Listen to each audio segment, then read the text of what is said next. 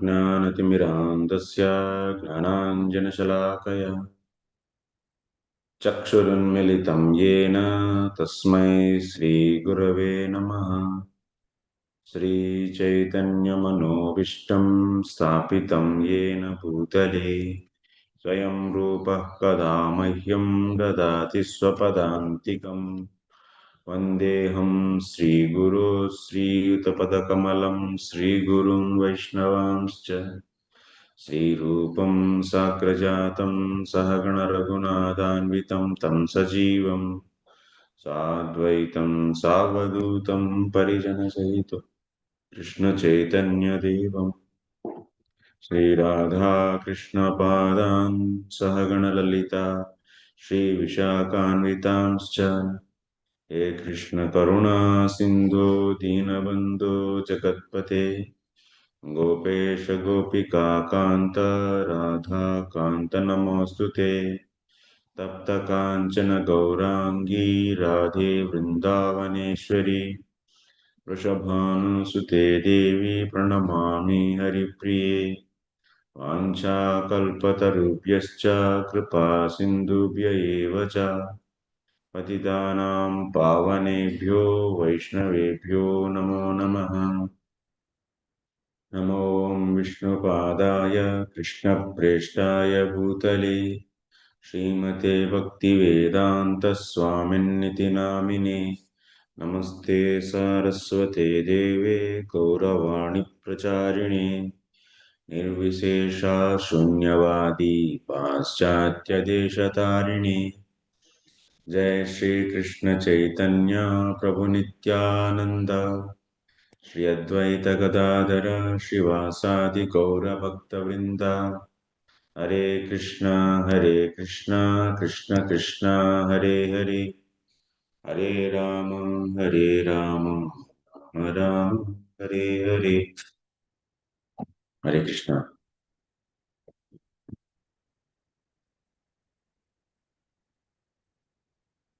Welcome to today's session. So today we are going to continue our discussion. So to answer purvapaksis, so objection. So what was the objection?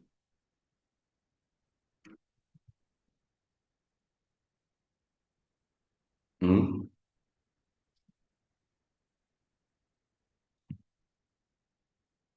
What was the objection?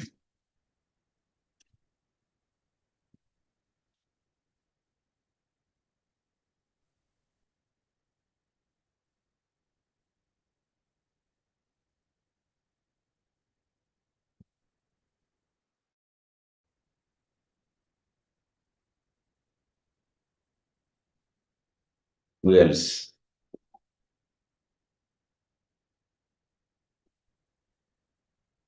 Yes, Saurav?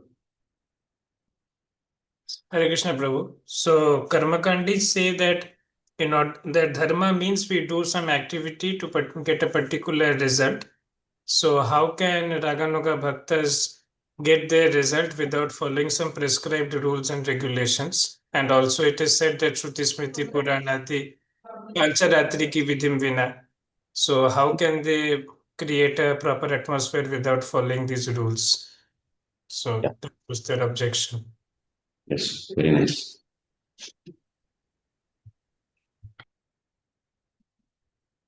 So Karmakandis they raising Mimamsakas or Karmakandis. So they say that dharma means is a prescription of this sastra.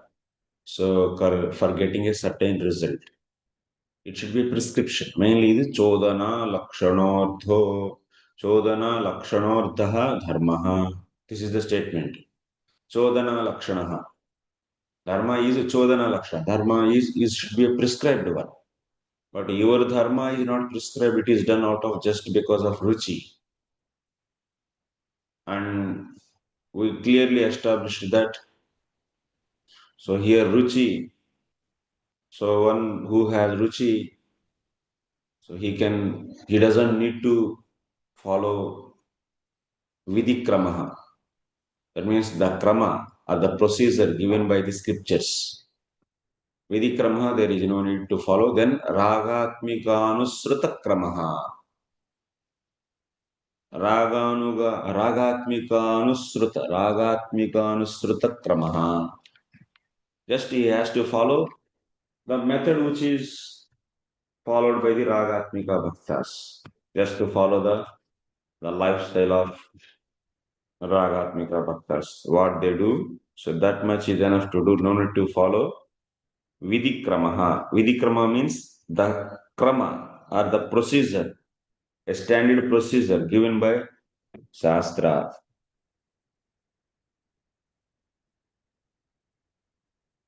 Since he has ruci, then he doesn't need to follow that. Very good. So, Purvamamsakas are saying very true, yes. Then how to solve the problem? And also on the top of that, we do hear that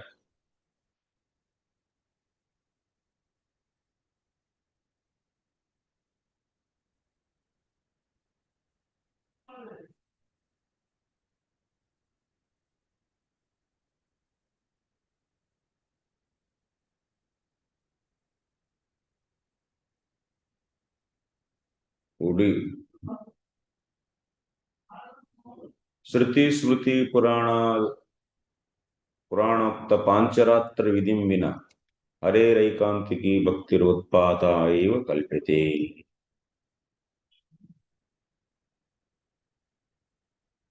And on top of that, sruti mamaiva agna yasya ullangya vartate agna chedi mama dveshi mad bhaktopi na vaisnavaha.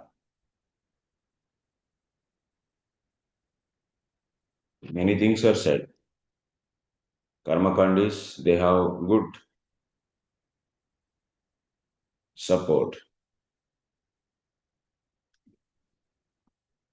from sastra to support their statement. Their statement is, karma kandi statement is what? This Purana, sorry, let me take this slide.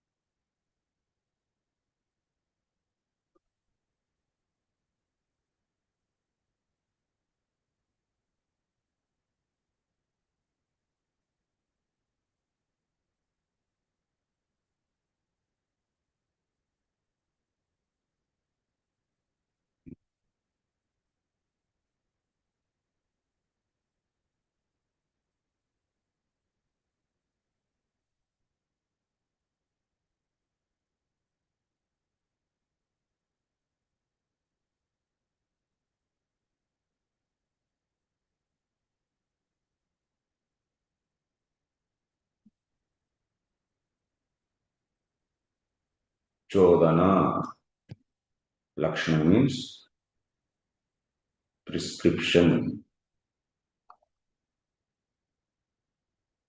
or injunction. Dharma is chodana lakshana. Dharma is prescription actually. Dharma is prescription.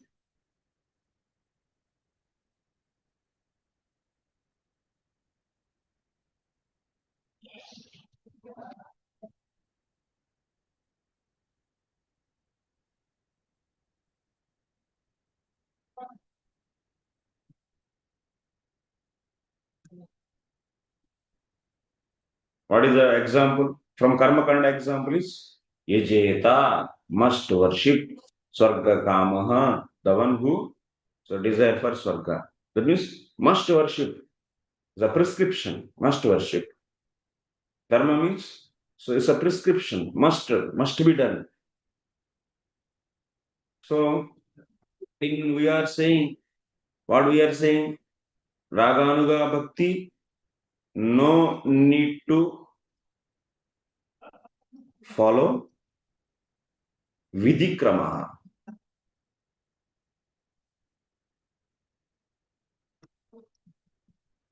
No need to follow. Vidhikrama means prescribed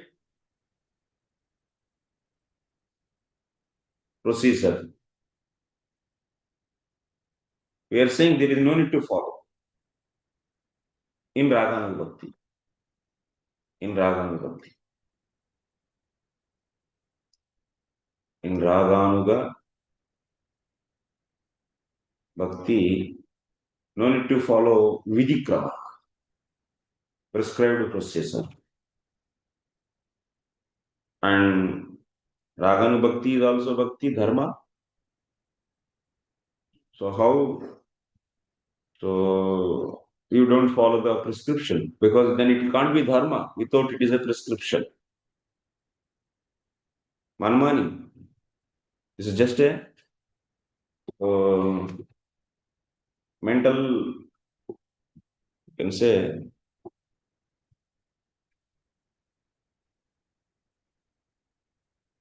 so on top of this, there is one more thing they are bringing. Sruti smrti purana, sruti smrti yukta pancaratra vidhim vina. That means, what is the meaning of that sloka? Even one does aikantiki bhakti.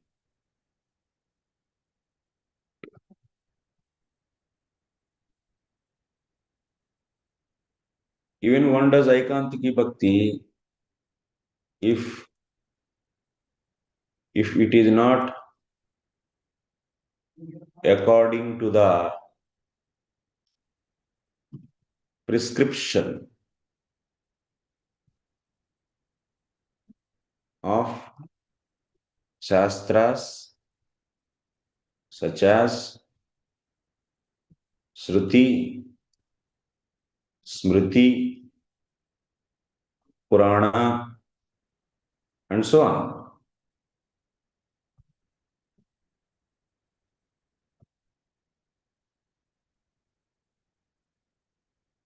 Then it is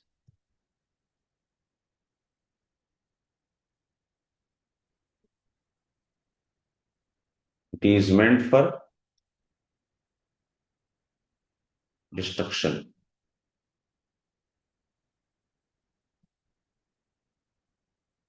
Thus, such a aikantiki bhakti is meant for what? Utpatayaiva kalpate. It's meant for destruction. No use. For that practitioner, it is just destruction for him. Mm.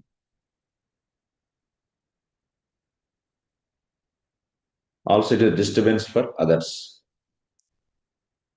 This is also saying that so sruti smrityokta pancaratra vidhi. Vidhi means prescribed method, procedure. But in Raga and Bhakti, we are not following that method. That means prescription of sastra is not followed. Then that aikantiki bhakti is meant for destruction only. These are also statements supporting opponents. Mimamsakas. There is one more statement they can bring. Tathacha.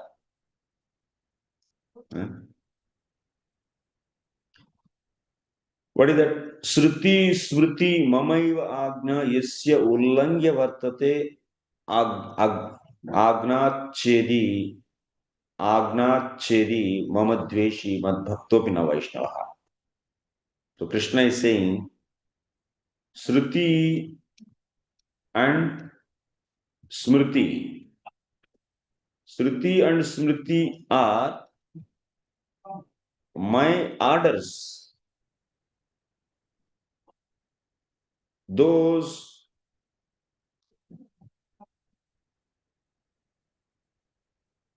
who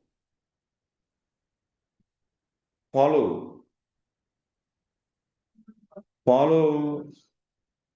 their orders, that means Shruti Smrti orders, and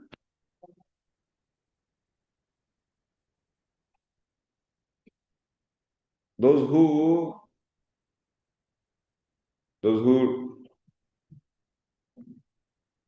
doesn't follow their orders are actually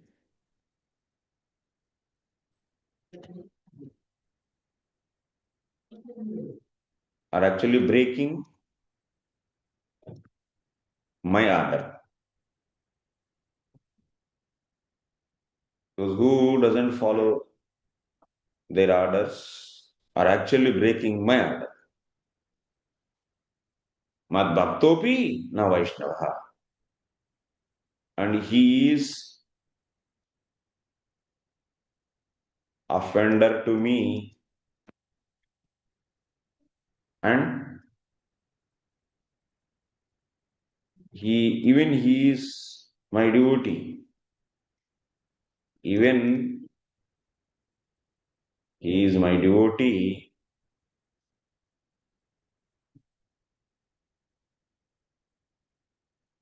but he is not a Vaishnava.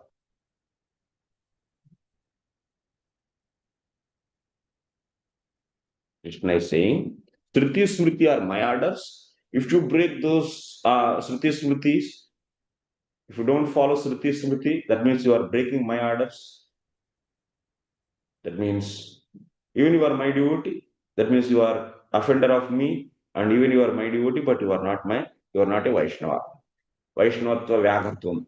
That means Raganu Bhaktas, they are not following orders of Srutis and Smriti. They just follow the Ragatmika Anuskata Kramaha. So Ragatmika Bhaktas, whatever Krama they follow, that they are doing. Then what?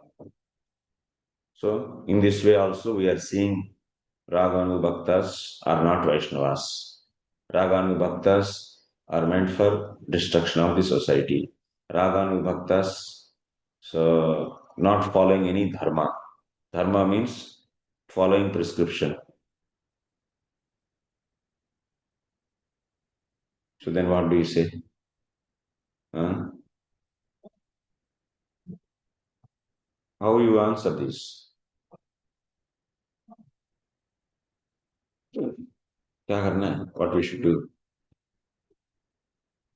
We should do practice Raganu Bhakti or not? Tell me. Soumya Mataji. Tell me. Hare Krishna Prabhuji, Sadhu Pranamat Prabhuji. Prabhuji, Krishna is telling Aham Bhakta Paradena Hyastantraiva Dvijaha Sadhu Virgrasta Hrudaya Bhakta Bhakta Jana Priya.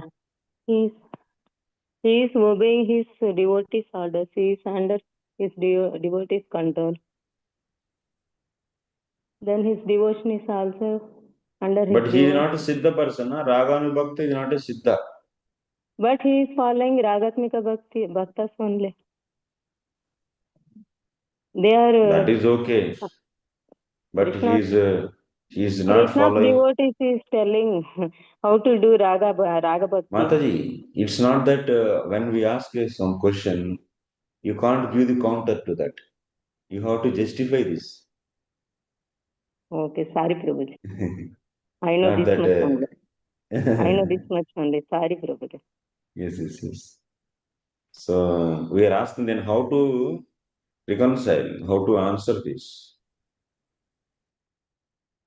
And you are saying that they are following Raga. We are knowing they are following Ragatmika Bhaktas. But why? What is the answer for they are not Vaishnavas as per the Shruti and Smriti order they are following? As per the statement of Lord, they are not Vaishnavas. And such a bhakti is utpatayaiva kalpate. Brahant. Hare Krishna, Prabhuji, Pranam.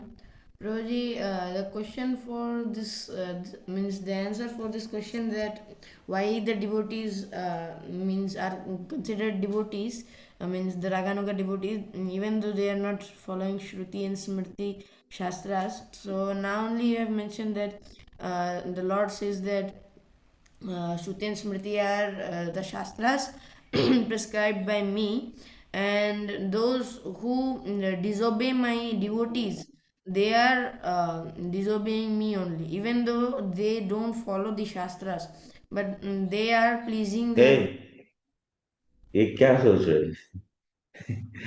You are saying something wrong. What is the statement? Shruti and Smriti are my orders, and who doesn't follow Shruti Smriti, actually they are breaking my order. Okay. So that's why even they are Vaishnava, even he is a devotee, that means he worship me, but he is not a Vaishnava. That is a statement. Last statement, what did you say? Even he is devotee, but he is not a Vaishnava. Okay. Okay, so what was the exact question? So then Raganuga Bhakta is not a devotee, not a Vaishnava. Vaishnavatvam Vyagatvam. Vaishnavatvam is broken. Okay, I can't answer this. Okay, no problem. Amish. Hare Krishna Ji. Prabhuji, the Raganuga Bhaks, they are means also following because in Shruti and Smriti yesterday means 2 days before you said in Bhagavatam 2.1.7 shlok that those Raganuga Bhakt they need not to follow Shruti and Smriti. Matlab Shruti and Smriti themselves are saying that one who got lob they need not to follow Vidhikrama. And these two shloka I suppose they are for Vedi sadhakas like Lord Krishna here saying and Rup Goswami saying Shruti Smriti vidhim vina. They are not for Raganuga. अच्छा ऐसा है क्या?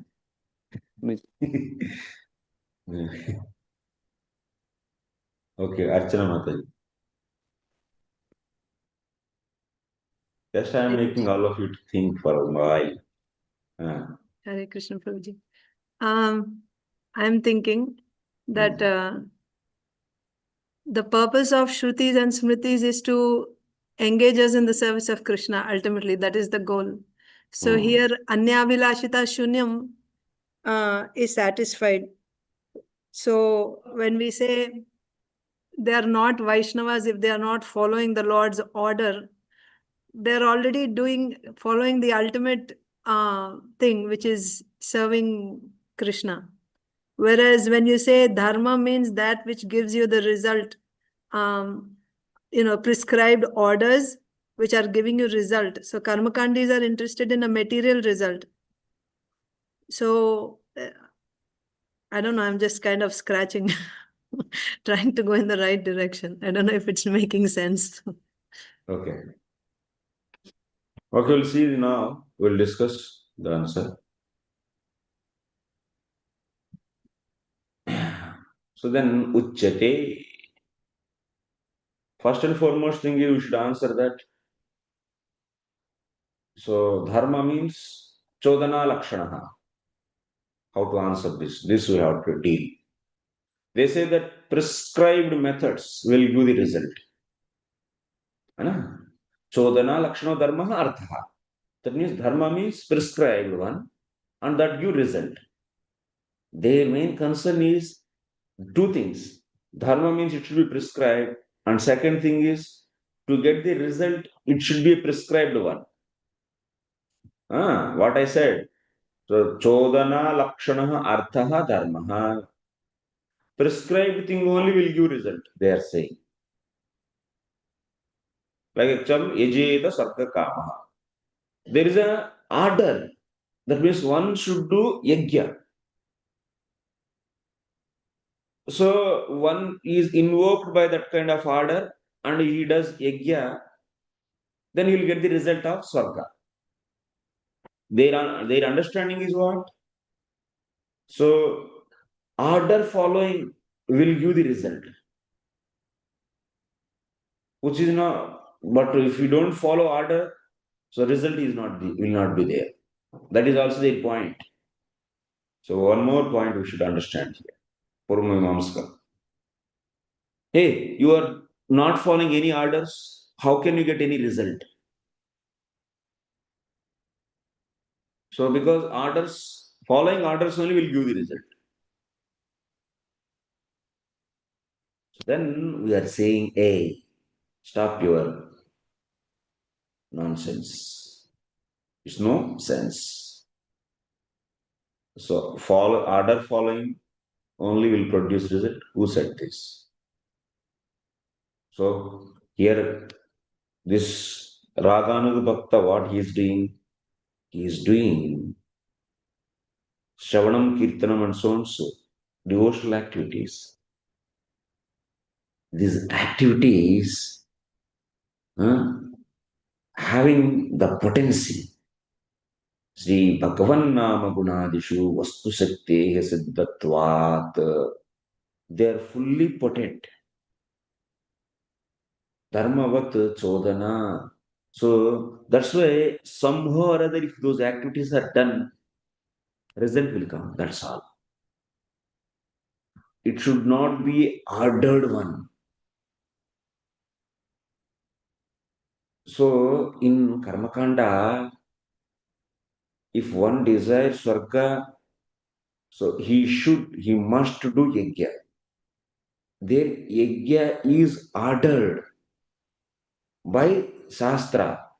Since you are following the order of the sastra, see, you are following the ordered one by sastra, that's why you are getting the result.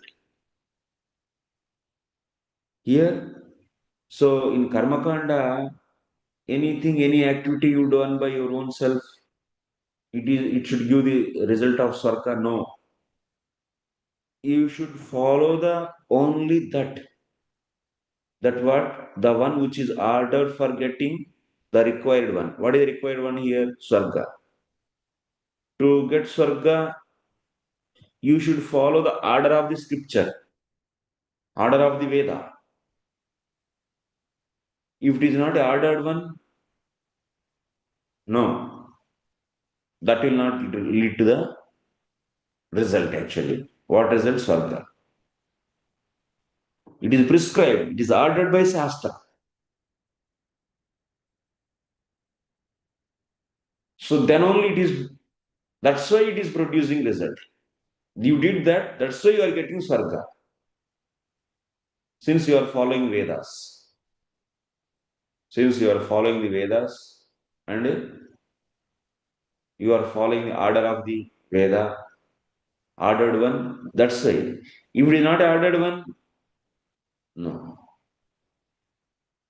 So, doing yajna is producing Swarga. Why it is only producing Swarga? Because it is ordered by Veda. Any activity, why it can't produce? Because that is not ordered by Veda. That means yajna itself is not competent enough to produce results Swarga. So why that activity yajna is giving the result?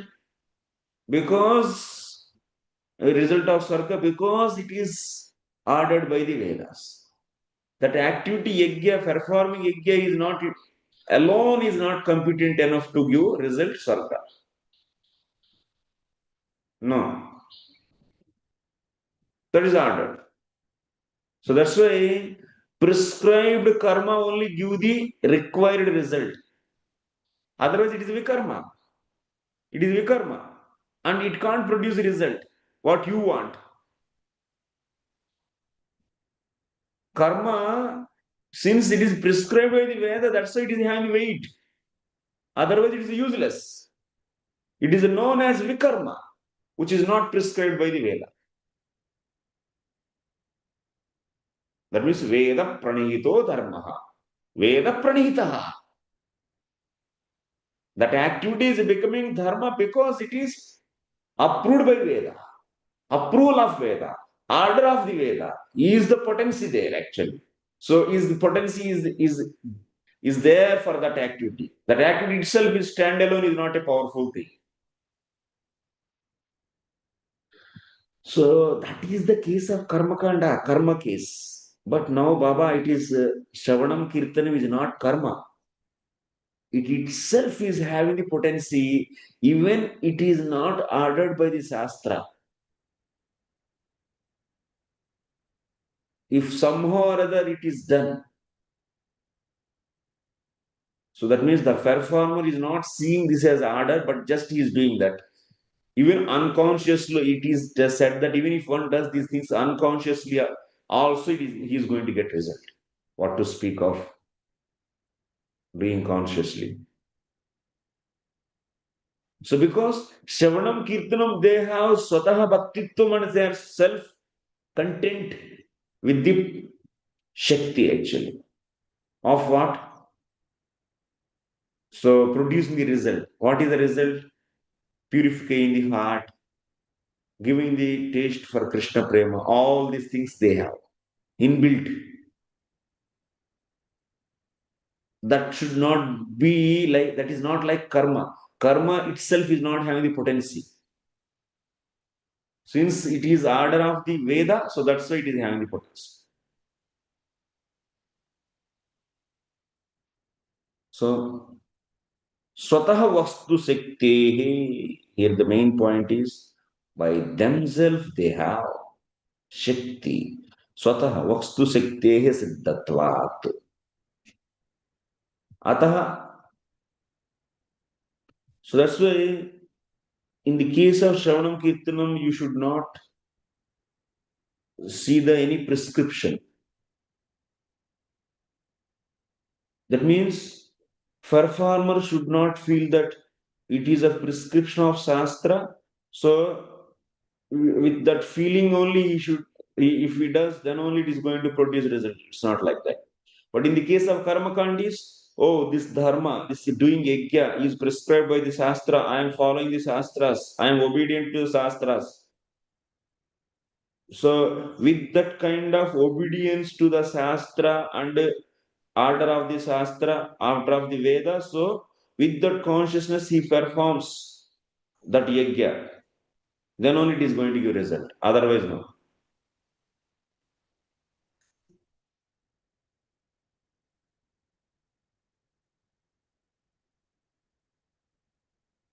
Because their main role is whose role?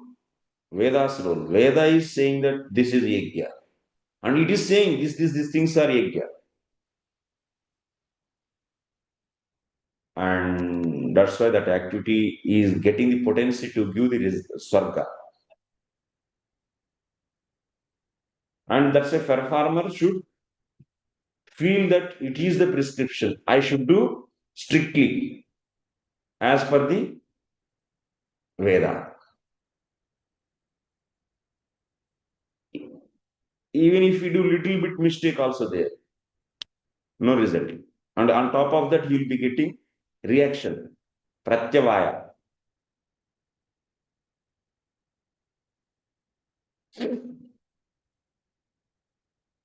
So that's why karma kandis they say codana means prescription. Prescriptions only we are interested because they follow karma kanda section of Veda obediently. So by that they are going to get the result. But in the case of Shravanam Kirtanam, one should not know that, one doesn't need to know that Shravanam Kirtanam so is a prescription or not, whatever, nothing. Just out of ruci if we perform this, or just accidentally also if we perform, even without any shraddha also if we perform, ruci, without shraddha, anyway if he performs, somehow or other it is happened by him accidentally, without his consciousness, still he will get result. Because that activity itself is having the potency to give the result. So it is not necessary to be an order of the Shastra.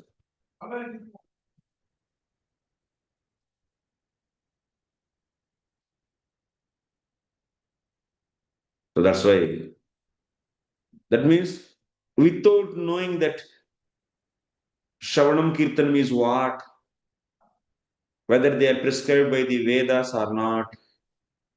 So without that consciousness, even if you perform, it is going to give result. But yajna is not like that. You should know clearly that it is a prescription of the sastra. And I should follow the sastra's procedure strictly. With that consciousness, it should be done.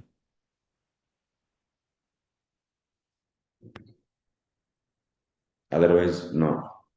If you don't follow vidikrama there, it will not give any result. That means the procedure, given procedure, if you don't follow, it will not give. And it can't happen accidentally, my Baba. Yajna perform will not happen accidentally. Karma cannot happen accidentally. Yatsya sarvatra sarvada. So bhakti only can possible. Anywhere, anytime, it can be possible. But karma cannot be possible. Karma should be done very cautiously with prescription, following the prescription and with the mood of obeying the prescriptions. And also krama also is very important. Otherwise, there is no result.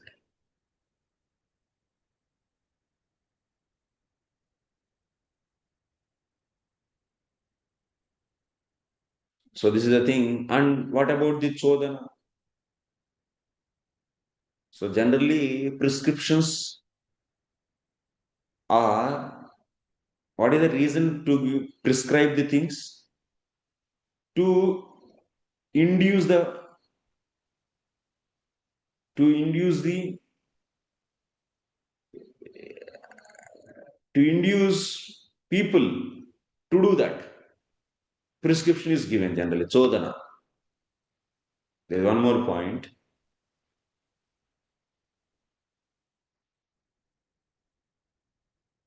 Codana means prescription. So, why the prescription is given? To induce the people to do that.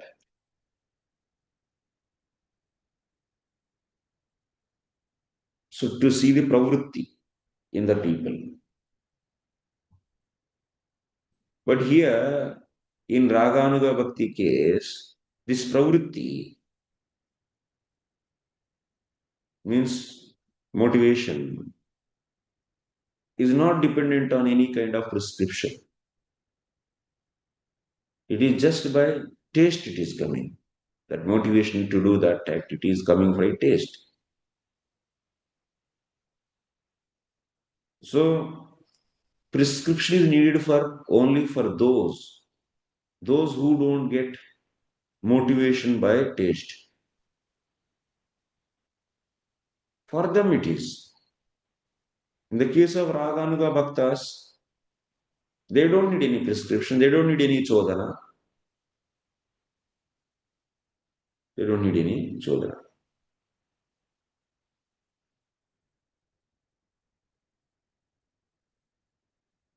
And also, they don't need to follow any procedure.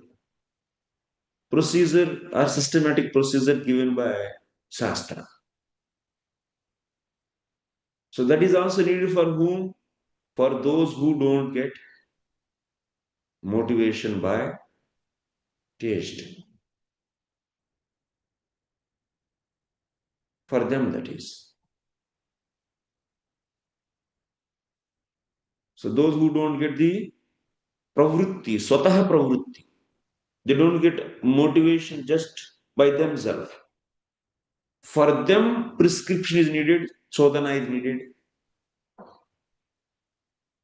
And also, systematic procedure needed for them.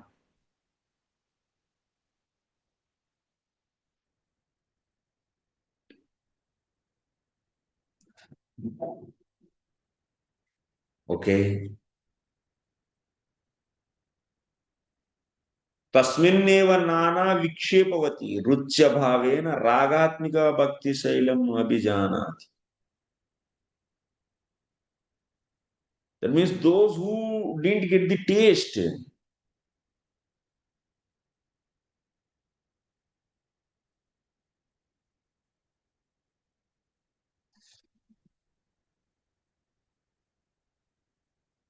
Those who didn't get ragatmika bhakti saili. So they don't know ragatmika bhakti at all. So those who didn't get any taste, na abhi anabhijana. They don't know. They don't know who didn't get the ruci. Ruci means what? Ruci in ragatmika bhaktas, ruci for raga in ragatmika bhaktas. Those who didn't get the ruci, they don't know ruci, ragatmika bhaktas also, and their bhakti shaili. So such a people,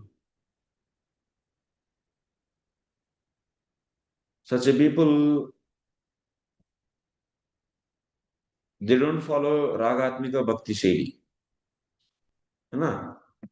Those who didn't get any taste, they don't follow or they don't know also. Anabhijanati. They don't know the shaili of the ragatmika bhaktas.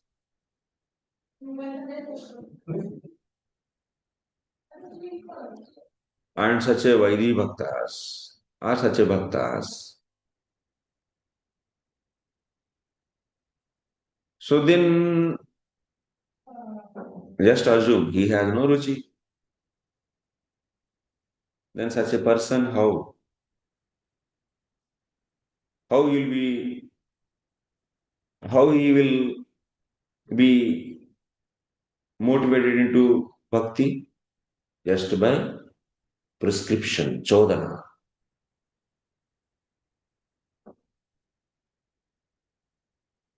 So otherwise, that means he should be forced.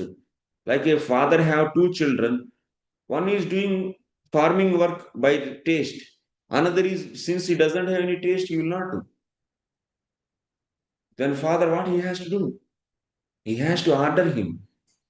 Do this, otherwise he cannot survive. Do this farming. Prescription is needed.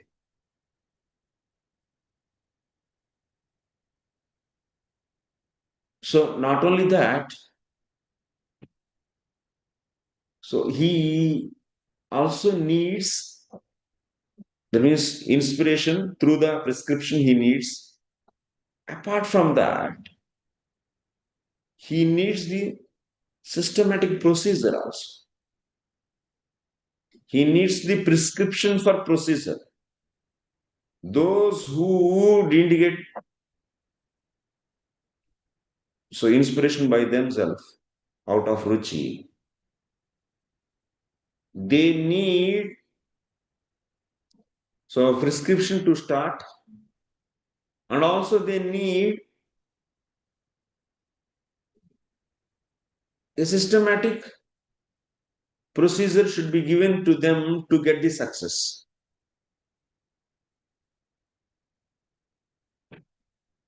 For them, systematic process is needed. So that nicely they can enter into the process, because since it is a process is prescribed, so then nicely, because of this prescription, they enter into the process very nicely, and they can kramasha, and then their mind can be engaged nicely. Their mind, their chitta can be engaged nicely and enter into that very nicely into that. There's one more point I'm adding here. For beginning that, there is a motivation is needed, prescription is needed. And not only that, now they have no ruchi. They are not self-motivated. That means their mind is not interested in doing this. Then you make his mind to enter into that systematically. You need to discipline their mind.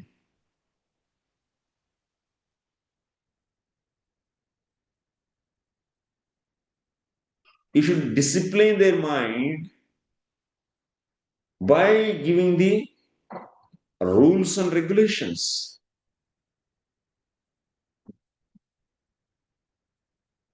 Those who are doing out of ruci, they are self-motivated by out of their taste.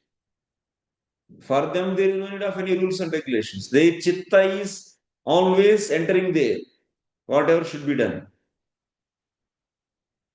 But people who are not self-motivated out of their ruci means their mind is not entering into that activity.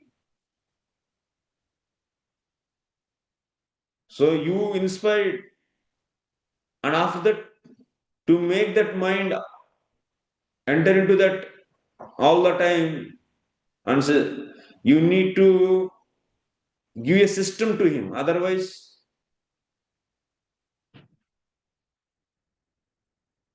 his mind will not enter into that. You should give such a procedure. At certain point of time, his mind is fully entered into that. Like initially, we are also given by our Siksha Gurus. So you do this, you do this, you do this, but we must do this. Then his mind started entering. Then increased. Some procedures are given. So that what? Chitta abhinivesha. Kramasha chitta abhinivesha. To engage their mind systematically, there is a need to define a rules and regulations. There is need to give rules and regulations. That means, write the sentence. There is need of maryada, means rules and regulations.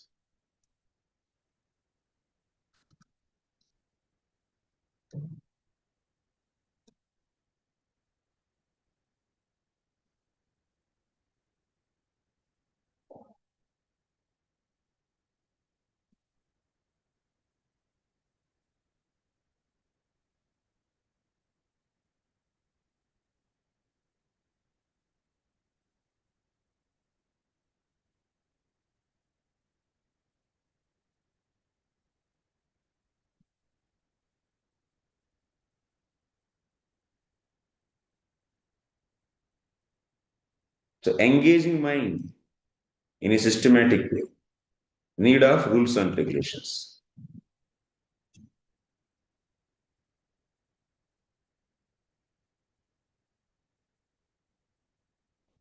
So that what happens if you engage mind systematic way?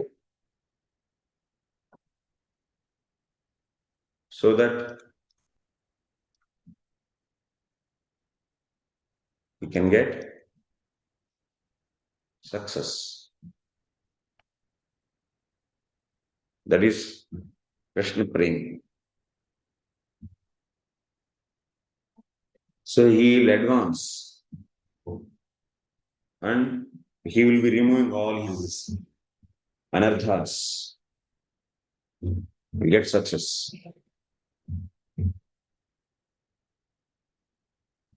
So that means first we should give inspiration to start pravritti, and after that also to engage his mind. There is a need to engage his mind systematically. For that, he should be given with rules and regulations so that he can get success.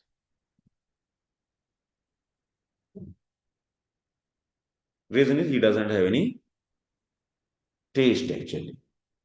That's why there is no self-motivation. Anyatha, otherwise, santata tad bhaktyunumukata kara tadrusha rucha bhavat maryadana viped. So now let us take, he doesn't have any natural taste. So this taste is engaging him always in bhakti. That is also not there. And also, there is no maryada, rules and regulations for him. You should do, if you don't do this, then this is the problem you will get. So such a rules and regulations are also are not there. Then what will happen?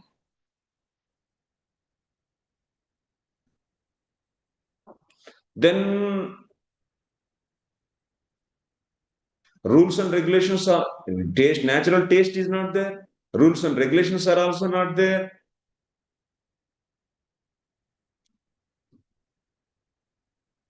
Then what are problems come? Adi daivika, adi bhautika, adhyatmika problems.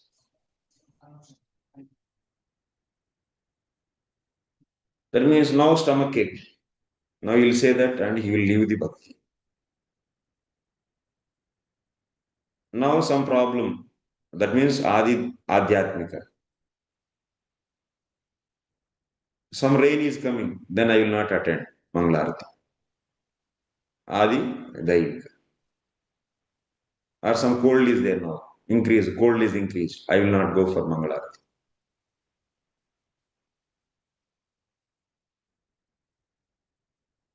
So, and japa. Oh, my teeth is aching. Then I will not do japa. And someone scolded him. Then Adi Bhautika. I will not do bhakti. By Adi Daivika, Adi Bhautika, Adhyatmika. So this tapas. So his bhakti is always destroyed actually. Is broken. But when there is a rule is there, even there is a code, you should do. You should do. You should attend Mangalarati. Then he will, his bhakti is not broken by adhyatmikadibihi utpatayaiva. These kleshas, adhyatmika, adibhautika, adidevika kleshas will not destroy his bhakti. Otherwise, they will be easily destroyed. If there is no rules and regulations, there is no maryada is not defined, then bhakti will be broken.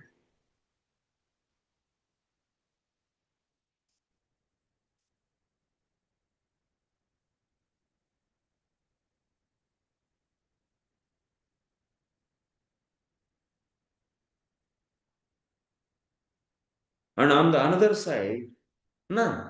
That's why we should have rules and regulations. Danda leke pakadna padega koi. Someone should hold stick and that is rule he is keeping. His rule he gave and also he is seeing whether this rule is followed or not. Otherwise, for every small thing we try to break bhakti. We will not do bhakti.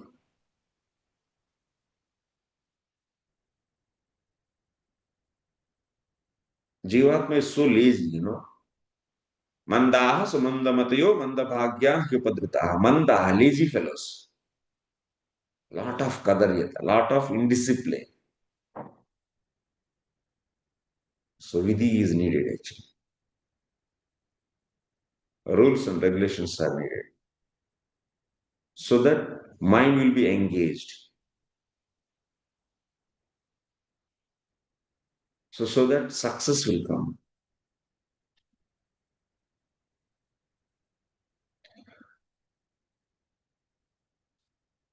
So that's why maryada, rules and regulations should be needed. That means systematic procedure should be given. Maryada should be defined. That means this procedure is given and also said that you should follow this. This is a rule for you.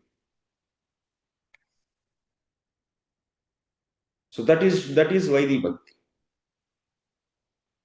For those who did get taste. But those who got taste, natural taste, What about them? For them, do we need to give any maryada? For them, there is no need of maryada. There are no rules and regulations.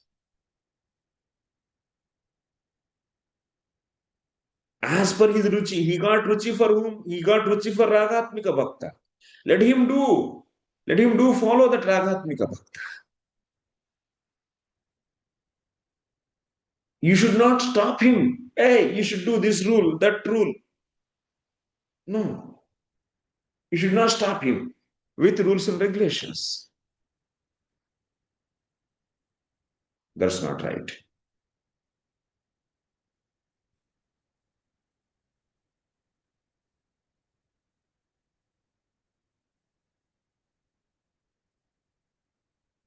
Like Vrajavasis, Ragatmika Bhaktas, they don't follow any rules and regulations. While feeding Krishna, mother will not say that, oh, my dear Lord, my dear Krishna, you are great personality of Godhead, please, this is asan, and take this water, this is padyam, this clean your hands, then it's so then after that, use this cloth. Then after that, do this achamana. Then after that, this.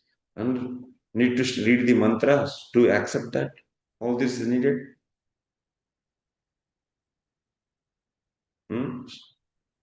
She will not do all this. She will give one beating if he doesn't eat. Just come and just she will hold his ear with his hand and with her hand, and she will make him to sit. If he doesn't want to eat, then she will give beating. He likes to play.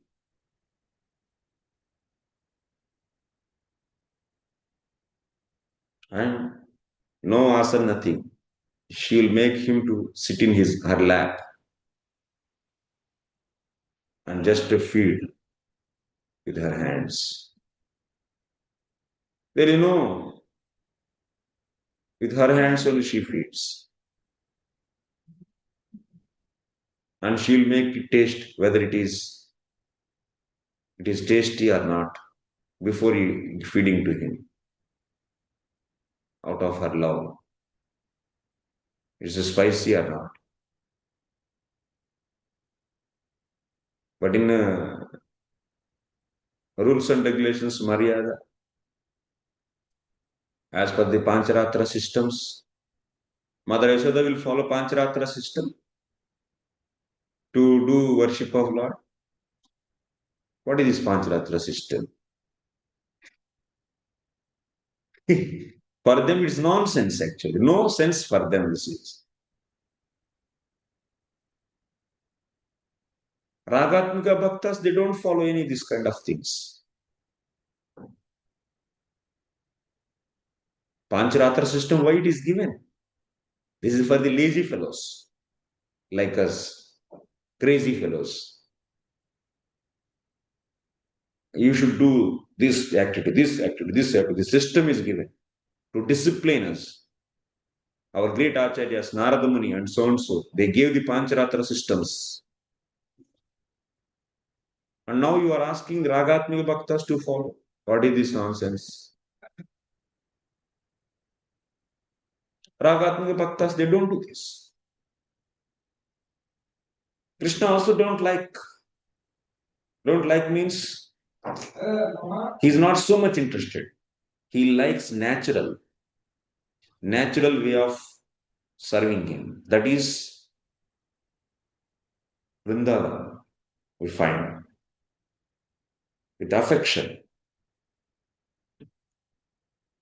So, their mother Yashoda, she never follow any systems of this. She is Ragatmika Bhakta.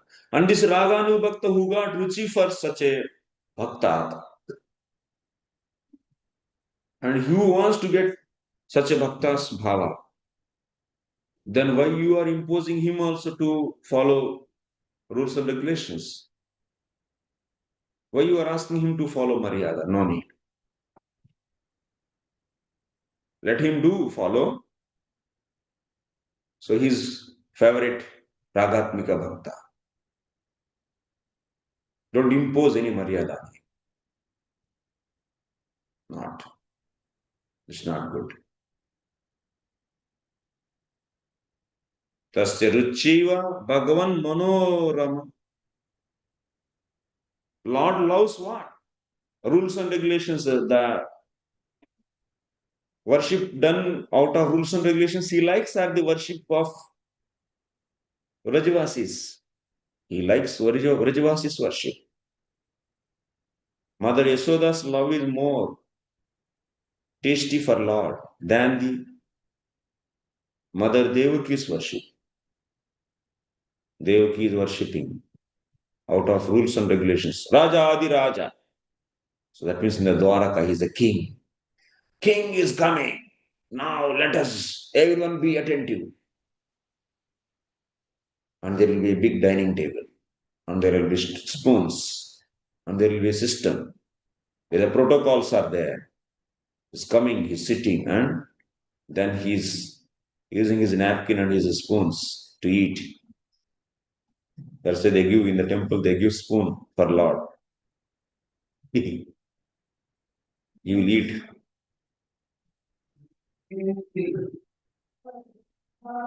So people, they serve like this. Seeing him as like a great personality, supreme personality. Maza nahi. But some people are like that, some devotees. What we can do? He'll accept. But what he is original liking?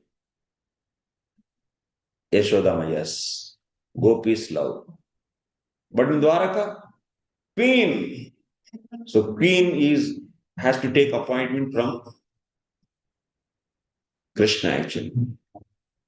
So and so queen I am. So my name is this. And there is a secretary for Krishna. And queen has to take appointment from Krishna to meet him, and to have today night pastime. So much systems. In Vraja, if we ask to take appointment, then gopis will give a real treatment to him. They will make him to dance. No rules and regulations like this. Krishna likes that. So, Ragatmika Bhaktas, they are very dear to Lord, the most dearest entities, great devotees. And those who got taste for them, you should not bind them also with this maryada, rules and regulations. No, not good. They let them do follow their favorite devotees. So that's why taduktam swayamiva agnatva ta yevaimam ityadina ragatmika bhaktimatam durabhisanthina api anukarana matrena tadrushatva practitioner. Hey, you know, so there is important point. Even someone follow ragatmika bhakta out of ill intention, till you will get result. Like example, Putana, mother Putana. We are all Putanas and brothers of Putana.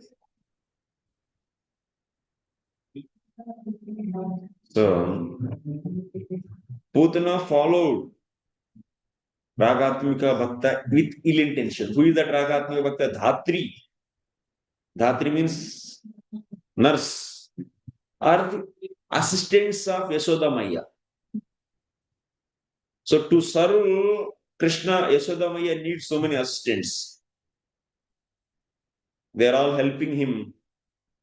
So while making the ghee, she will be making ghee for a special cow.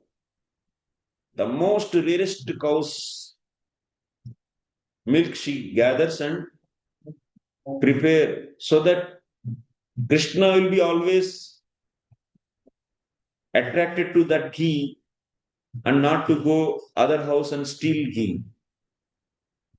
Because there are so many complaints.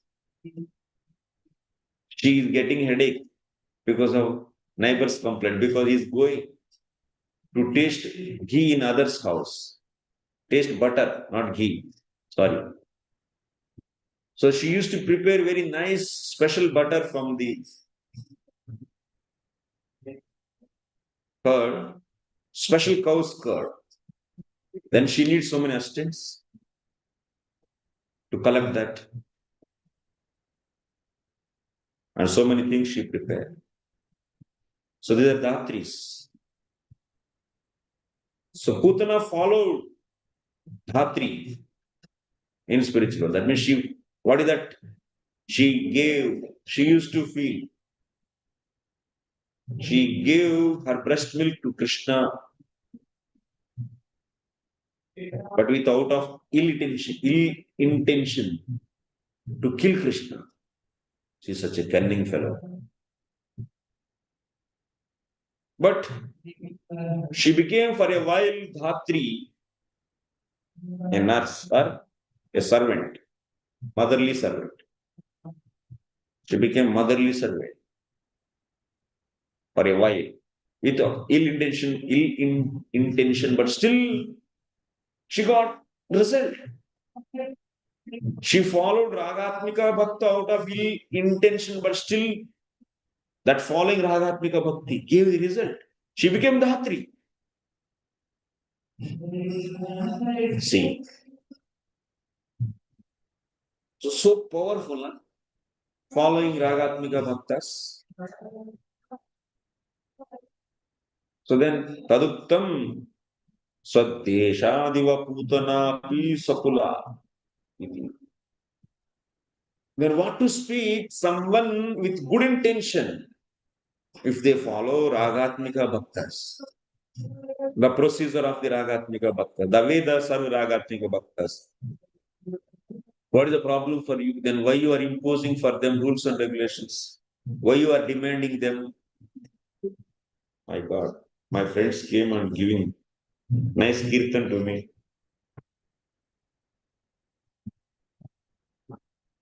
So let me stay for a little more time. So, and these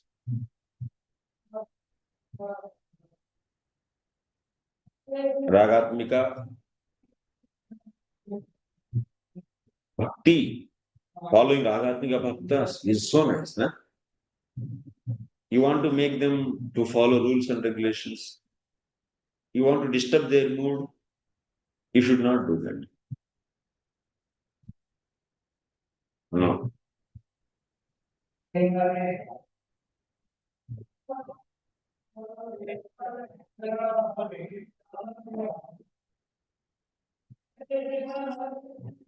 Ata uttam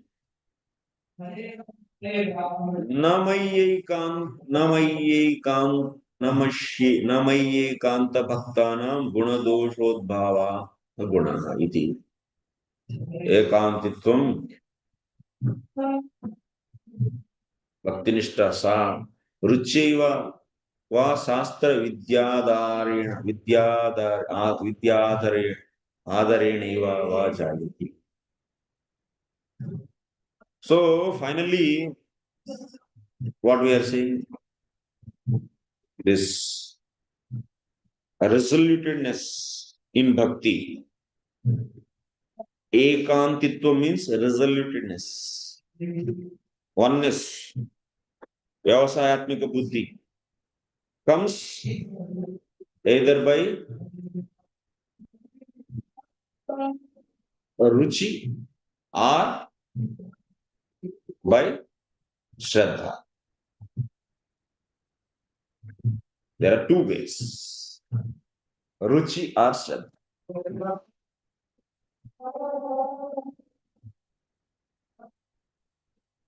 So ruci are sastra vidyadharena. It's not shraddha. We say shraddha. Another word is by respect. Respect for systems prescribed by Shastra. To get respect for systems prescribed by Shastra means Shraddha. Who have Shraddha means who have faith. They only respect that. So because of this only, their bhakti will become Anyabhilasha Sunyam Gnana Karma Janavrutam Anukulyana Krishnanusilanam Bhaktiruttama.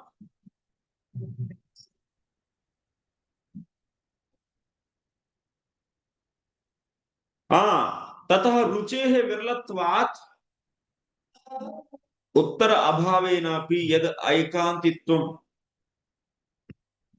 So this is very clear.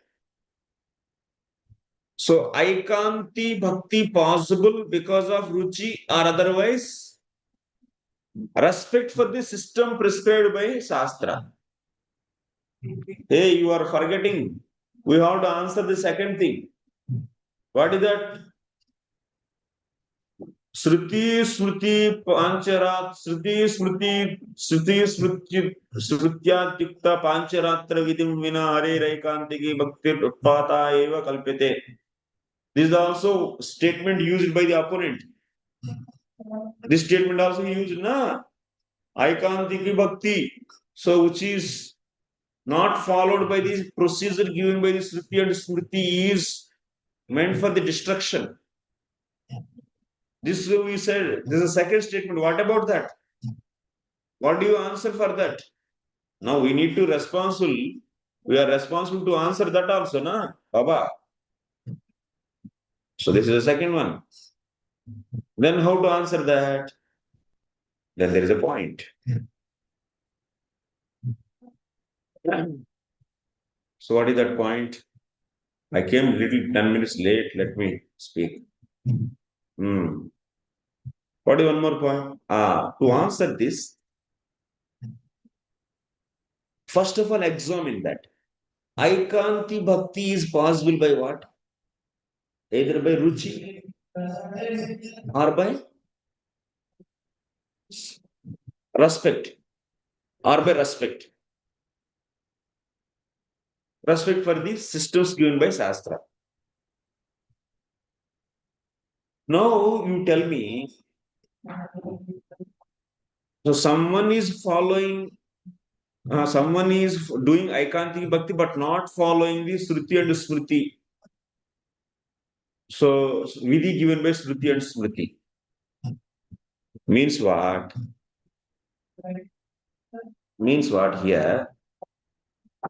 So you are saying someone is aikantika bhakta and also not following sruti and smrti systems.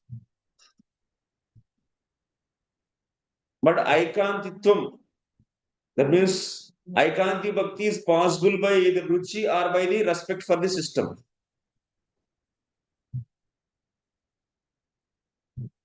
But that means what?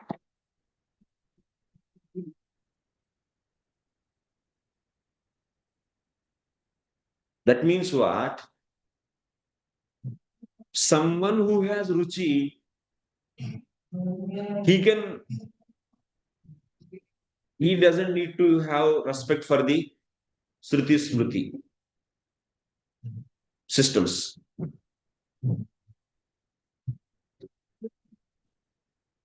So, but who doesn't have ruci and also who is not having the respect for the systems.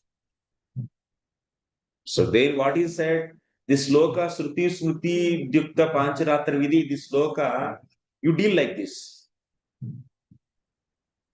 If he has ruci and if he doesn't have respect for the sruti, smrti, and still if he does aikanti bhakti, no problem. That we said. Because let him follow ragatmika bhakta. Don't bind him with the systems given by sruti, smrti. But someone who has no ruci and also not following the, not having the respect for the sruti smrti systems, but still doing aikantiki bhakti means, how it is possible? Aikantiki bhakti is possible by only by two ways. But still he is doing aikantiki bhakti means it is a damba matram. It is just a hypocrisy. It is simply hypocrisy. It's not fact actually. He's not doing any aikantiki bhakti. It's a hypocrisy.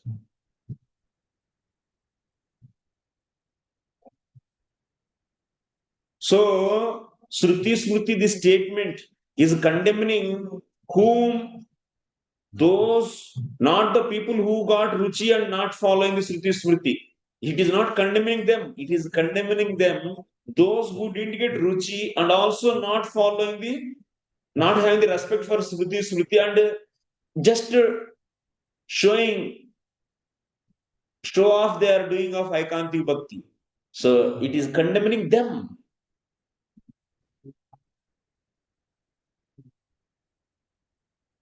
So it can't say the devotees who have ruci, it can't condemn the devotees who have ruci and they are not following the systems of the Shruti Smrti. So this statement is not condemning them. This is the thing you should understand. There is one more line is there, that is Shruti Smrti is my order. If whoever is not following this Shruti Smrti, they are breaking my order and they are bhaktas, but still they are not Vaishnavas. We should answer that also. That we will answer tomorrow. So these things will make you to go into the deep of the sastra and understand. Understand this Raganuga Bhakti and Vaidhi Sadhana Bhakti clearly. There are so many things, sir. Otherwise, we are fuzzled actually. There are so many sastric statements for the different levels of people. So there are so many sastric statements to follow dharmas. Those who don't get this shraddha, also not ruci. And there are statements so to follow prescribed bhakti methods. That is also only for Vaidhi Bhaktas, not for the Raga. So like that, there are so many prescriptions by sastras and dharma sastras and bhakti sastras which are not followed and which are not. And it is also said that if anyone doesn't follow that prescription, they are condemned like anything. But you should understand them appropriately. For that, there is a discussion. Further discussion is there. Tomorrow we are going to meet. If you want to come, you come. Otherwise, no need to come. No problem. This course will go on.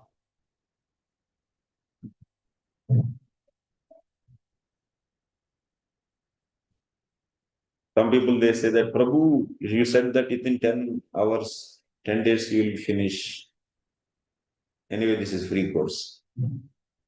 We are not bound to your orders. It is out of spontaneous ruci we are doing. Don't put your prescriptions.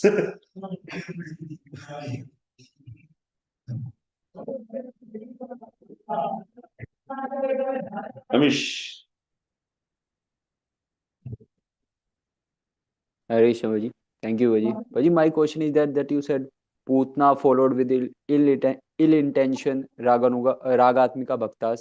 But how she followed Prabhuji means we don't find that she got mercy of some Ragatmika Bhakta and she got. That's why it is ill intention. But like that, Prabhuji, anybody can go like some Mataji go and take the Archa Vigraha of Krishna and started giving milk. So she will also get then. Yes. Right. So, Bhaji, why there is need to do Vedi Sadhana Bhakti? I also do something like Ragatmika Bhakti, and I also get. Yes, comes also got liberation. Shishipala, Dantavakra, all this, even Hiranyakashipu, Hiranyaksha. Then Prabhuji, my question is that why we are following all these Vedis, sadhana, bhakti? We can do something like that and go Yeah, back. we can't. We can do that also. Become Kamsa, no problem. Yeah, Vairabhava, all that. That's up to you. Means just by doing once, Prabhuji, means one can get this result. To do once, really. So she did lot of meditation. Okay. Lot of planning and everything. And while doing that, she left body. So if we get such an opportunity, we will also. Okay. Krishna should suck her life air also, then she will go back. If Mataji giving breast milk and that Archana should suck her life air, then she will go back. Okay, otherwise no. And Putana is having the resoluted consciousness. I should kill, that's all. That is my life and soul. I gave my promise to my friend Kamsa. This is a single resoluted consciousness to serve Krishna out of ill intention. If any Mataji has such a somehow or other she wants to kill Krishna with her breast milk, then she will go. Okay, you want to maintain such a vaira with the Lord, then he will go. Otherwise, no. आधा घंटा एक minute के लिए try किया उसके बाद बस ठंडा पड़ गया नहीं. Putana is not going to become like that. Till she is ready to live her life to kill Krishna. That is the determination she has. If you find some Mataji like that, then she can.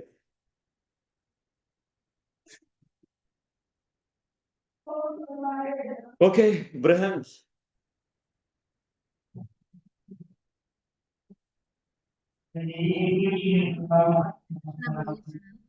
Thank you for your question that should the Vedi bhaktas gradually increase their devotion and stage to Raganuga bhaktas, or simply they can go by following the rules and regulations and attaining Krishna prema? Can you come again? Your repeat question. Yes, Prabhuji, I asked that should the Vedi sadhana bhaktas gradually increase their stage into Raganuga bhaktas, or can they just maintain their Vedi sadhana and just attain Krishna prema by doing Vedi sadhana bhakti? Yeah. So see, Vaidhi sadhakas means what? Lazy fellows. Not having ruci, and so they are not interested in bhakti. But now you make them interest means you make them engage. You are engaging them by the order. Otherwise, you are saying that you will be gone. डरा के कुछ न कुछ करके भयम द्वितीया विनिवेश तस्यात्. We are making him to get fear. If you don't do this, abhajetam, you should worship Lord. So otherwise you will be getting all the time fear of the entering dualities. So somehow or other you are making him to get fear or something else. So you are engaging them into the bhakti by order, and also if you don't, also you are giving a rules and regulations to do bhakti. Otherwise he will not maryada you are establishing. Otherwise his mind will not be engaged. It will be disturbed actually.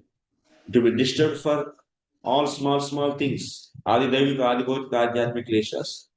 So when this process is adapted by him, then his mind will be properly engaged, and then his bhakti will become steady.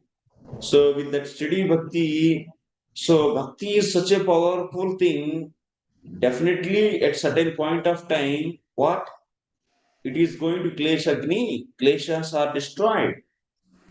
All these adidhavika, adibhautika, adhyatmika, all the whatever the so difficulties, whatever he get, he will be able to come out from that. All kleshas, avidya is finished. And Can you mute it? There's noise coming.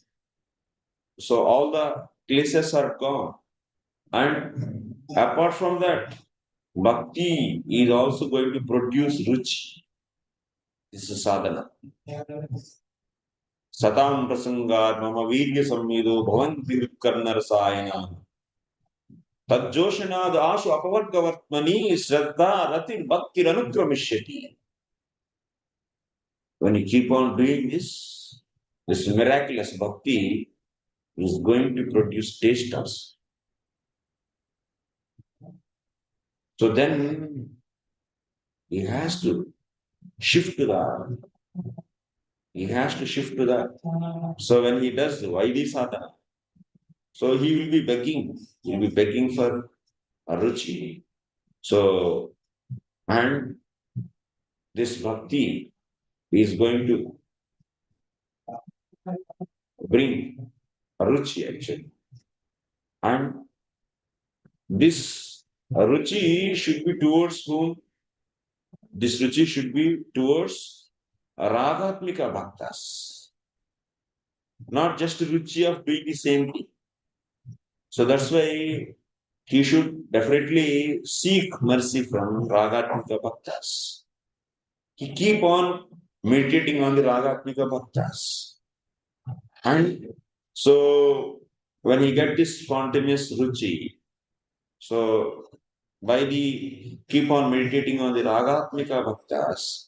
Because he doesn't want to continue his Vaidhi sadhana bhakti continually, So that means he is not having the taste for the following rules and regulations. So he is seeking taste for activities of ragatmika bhaktas. So that's why he is associating ragatmika bhaktas and he is trying to get mercy from them. And his ruci towards for them, not just towards the ruci of following the systems. So then at certain point of time, definitely, so he will get a ruci for ragatmika bhaktas. Then he doesn't need to bother about the either system or otherwise. He will not all the time bringing up the knowledge of Krishna is supreme and this and that. No. Since now mind will not hanker for the why I should do, why I should worship. So before ruci it was hankering. It is demanding why I should do. Then you have to support with your sastric information. Hey, you are not body, you are soul, you are part and parcel of the Lord. Shastra is saying, and having faith on that Shastra, since the same faith is there in the Shastra, so at that time is backed up actually. Shastra is backing up to consistently continue our sadhana.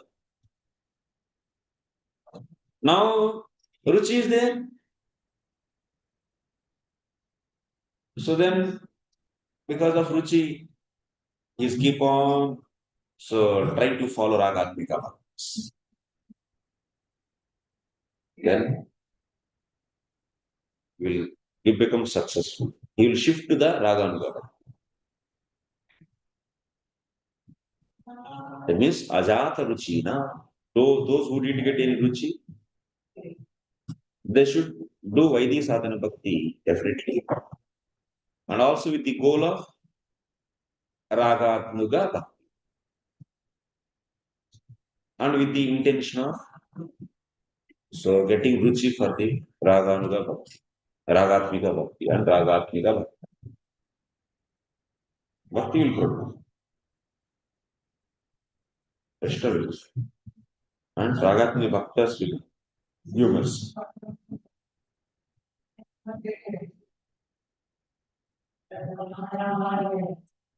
Or if it is mercy is given, yesterday we discussed, it can be. So these anarthas, Prabhupada writing actually. In Nectar of Devotion, yesterday we were studying that in another class. So, because of anarthas, Prabhupada is writing in this. Nectar to 16th chapter. Because of anarthas, we are not because we are desiring. Now we all know that we should get ruci for ragatmika bhaktas. Still that is not there because anarthas. So Prabhupada is recommending one should do Vaidhi sadhana. Strictly should do Vaidhi sadhana. Then the anarthas will go out. Then ruci will be there.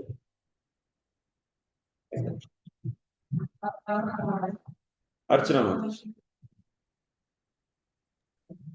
Prabhuji, yesterday you said 3 types of gurus. First one is physical, second one is ragatmika bhakta, and the third one is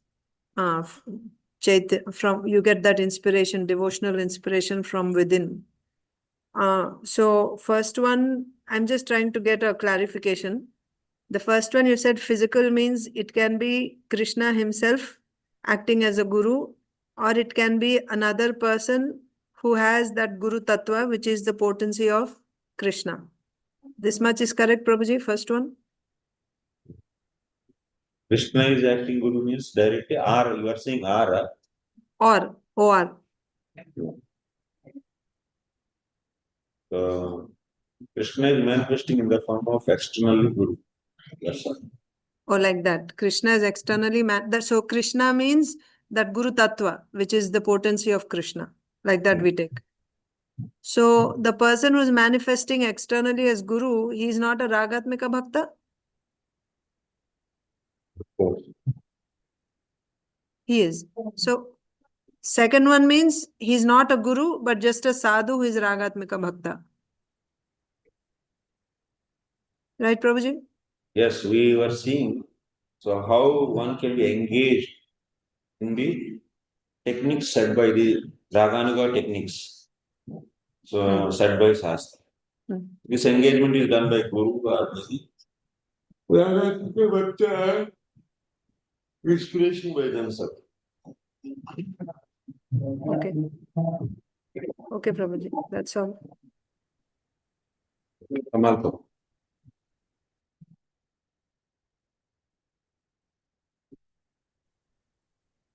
Hare Krishna, Prabhu. Dandavat Prabhu, I was just making a mental matrix with ruci.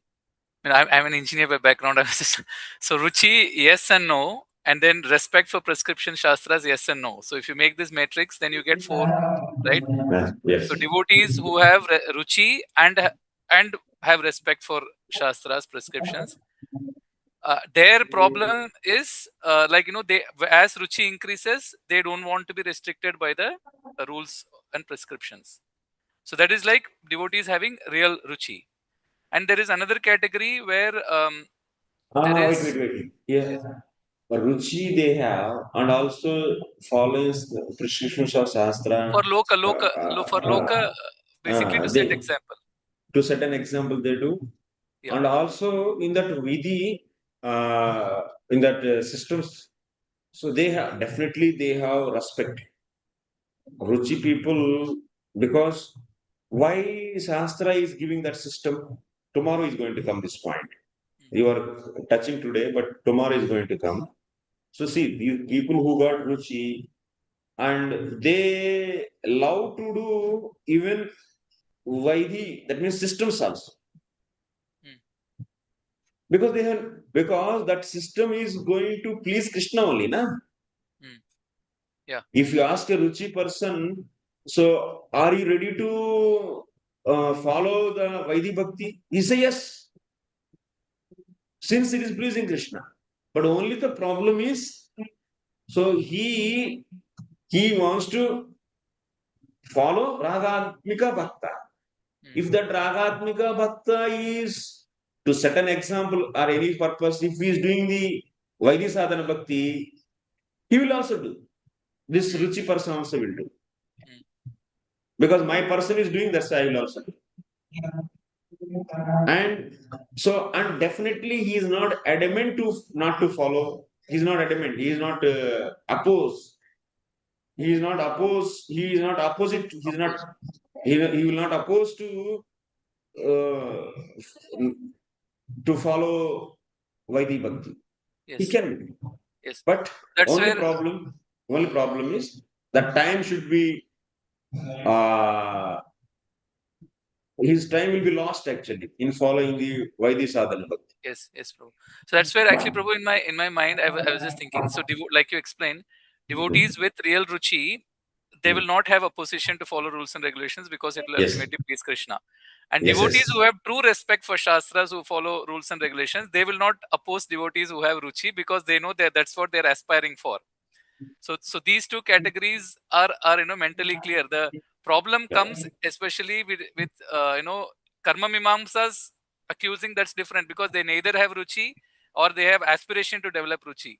But the Yes. main problem comes from the pretentious. Like, I consider myself as a pretentious devotee where neither ruchi is there, but laziness to skip rules and regulations is there. So people like me, we keep debating eternally about most of the institutional issues we might have around any topic. Mainly comes because of this pretension actually, because we think we have ruchi and we don't want to follow rules and regulations, not because of ruchi but because of laziness. Very good. This is the point actually.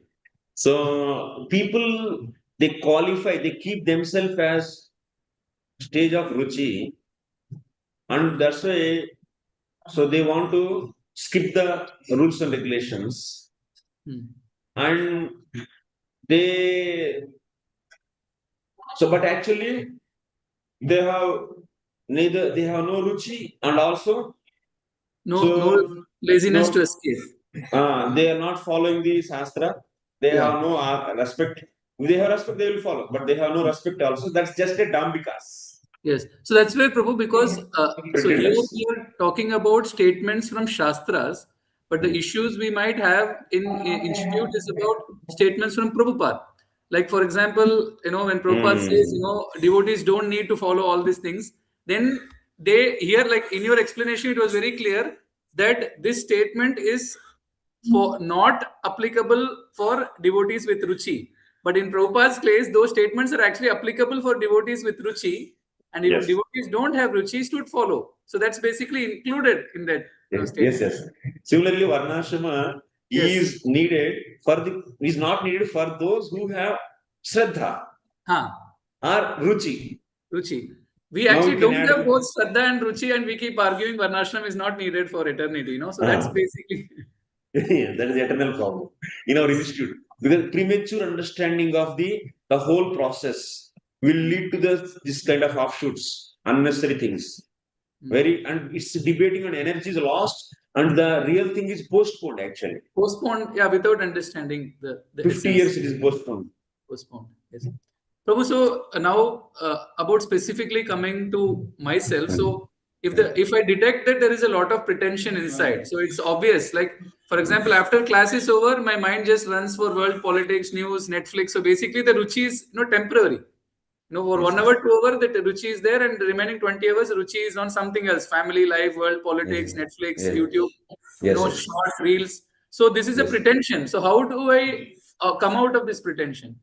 That's why we should make environment such a way it's fully restricted, and also with minimal things. It's a mode of goodness, fully prevail of mode of goodness. So, and such an environment is needed so that our conditioning is reduced. So we are heavily conditioned because of so many that means so many disturbing elements around us. Like we have Netflix, we have this access, that access, mobiles, this many people. All these things is produced out of the rajoguna of the someone. Someone's rajoguna is manifested in the form of mobile. It manifests in the form of the Netflix. It manifests in the form of so many unnecessary things in our life. And these things which are coming out of passion, they will also invoke passion in us. Then what will happen? Then person will be always disturbed actually by this.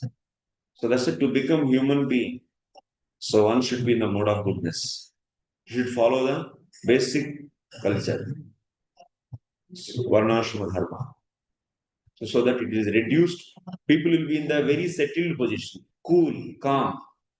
That means then that calmness will allow to think about what I've said in the 2 hours class to continue.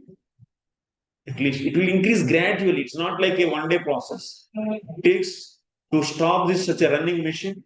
It needs a lot of time, actually.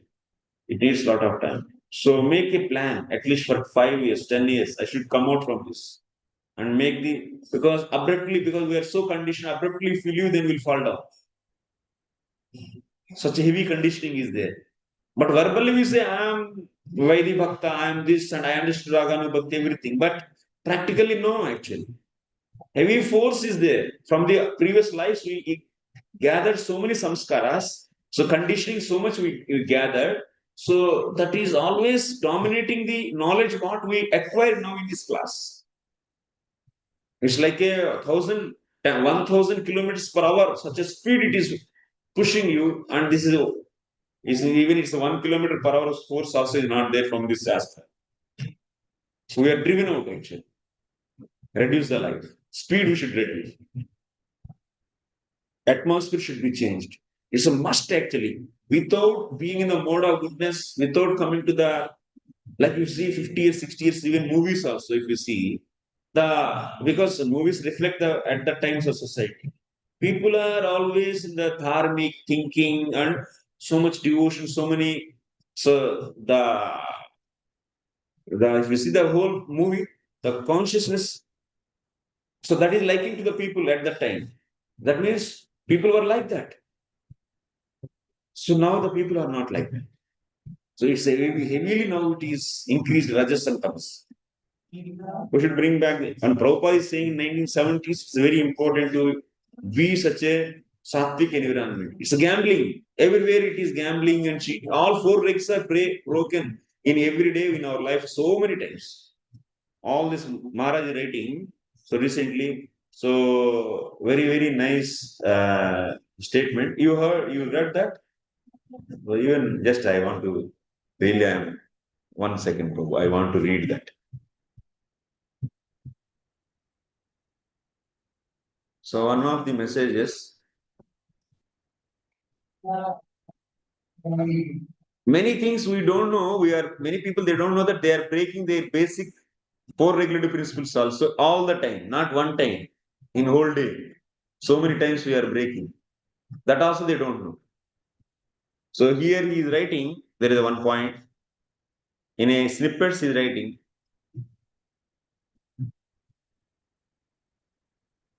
Simply continuing to invest in stock market, manipulating digital currencies, or trying to accumulate money in the bank are all forms of dangerous gambling. Keeping money in the banks is also dangerous gambling. It's a kind of bank. Because bankers are gamblers actually. They are number one gamblers. So we are involved in the forcefully or by these rajas, such activities. So rajasic activities and breaking 4 regulative principles, then what we can expect of the doing Vaidhi sadhana. So ruci is very, very far. At least people, if you are understanding this, itself is a great boon. Yes, Prabhu. Thank you. Thank you for your realizations. Very good. So that was pretension was one aspect, and the other one is around the familiarity, because we speak so much the institutional language which is centered around pure devotion, because we repeat everything that Prabhupada said, and it is more like become a mechanical institutional language. So I think when you started the course also, you asked what is bhakti, and you saw all of us struggle to define what was bhakti. So, because one is to just say a statement, pure devotional service, but we actually are not meditating on what that statement is, because we just don't have time. And the problem of the Rajo and Tamo is it assumes that we know. Just like today, the habit has become that there is also in the material world also they talk about this, because the internet, because the knowledge is actually in fingertip. People assume that we have the knowledge. Actually, we don't have knowledge. If you only Google, AI will give you the knowledge, but people have assumption that actually I know. But actually, we don't know. Just because we speak an institutional language doesn't mean we know all the things. The pretension, that is also another way of pretension and kind of an illusion that we know I'm practicing bhakti, I'm not progressing, and then we complain the process, but actually we are not following the process properly what Prabhupada has given. We don't know process also. We don't know the process, and we don't understand the statements of Srila Prabhupada with the context of the process, of the whole process. Yes, Prabhu, thank you. It's a big problem actually. So that's why bringing the people to the unified philosophy and unified understanding of mission is also very important. And then some cooperation will come. For Maharaj is writing in the next line actually in that message, he's asking devotees to come together actually. So this devotees should come together, pool their resources, educate and train themselves in what are the Vedic prescribed duties and responsibilities for householders and act on it. So to pool the devotees' resources, first of all, we should make them to understand what is not clear actually for them and where they are stuck and where they are what kind of illusion they have. So that is the first step through the IDVM also. We are trying to educate the people in pure devotional service and other things, Daiva Varnashrama. Now, so Raganuga Bhakti and Vaidhi Bhakti. What is the difference? This is also one of the important things. Actually, the thing is, in the direction of teaching Raganuga Bhakti and definition itself, what you have invoked is actually an emergency situation to understand that actually, okay, one is the institution needs emergency, Daivi Varnashram, but for me as an individual, it's emergency because time is running out, because death will come so close, and I will still be thinking that I followed my whole life bhakti where I have not followed bhakti, and that will be the real problem. Yes, so thank you, Prabhu. Hare Krishna. Aparame Krishna Prabhu.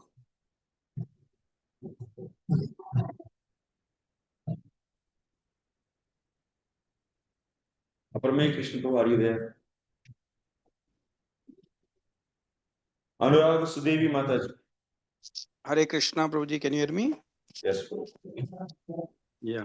So few questions, Prabhuji. One, like just curiosity, like you mentioned some Maharaj said something. Which Maharaj you were referring? So His Holiness Bhakti Radhasan. Okay. Okay.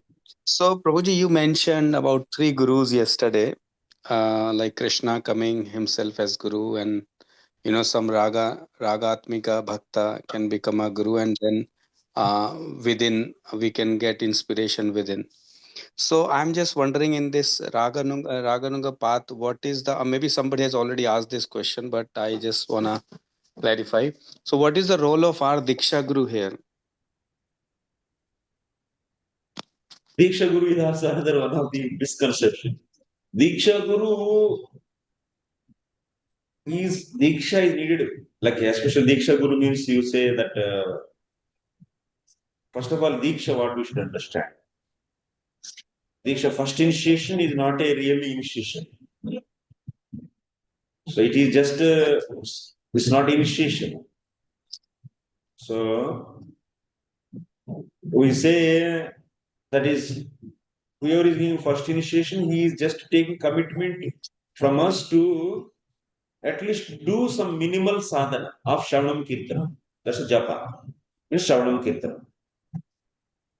So this is the commitment is taken. This is not really as per the sastra, pancaratra systems. It's not like a diksha. It is a part of Bhagavad dharma. That means assigning some kind of prescription for us. You are taking vow from in front of person. So I want to chant at least 16 rounds from today onwards. So this commitment, and you are also giving vow to him. So I will not break 4 regulative principles.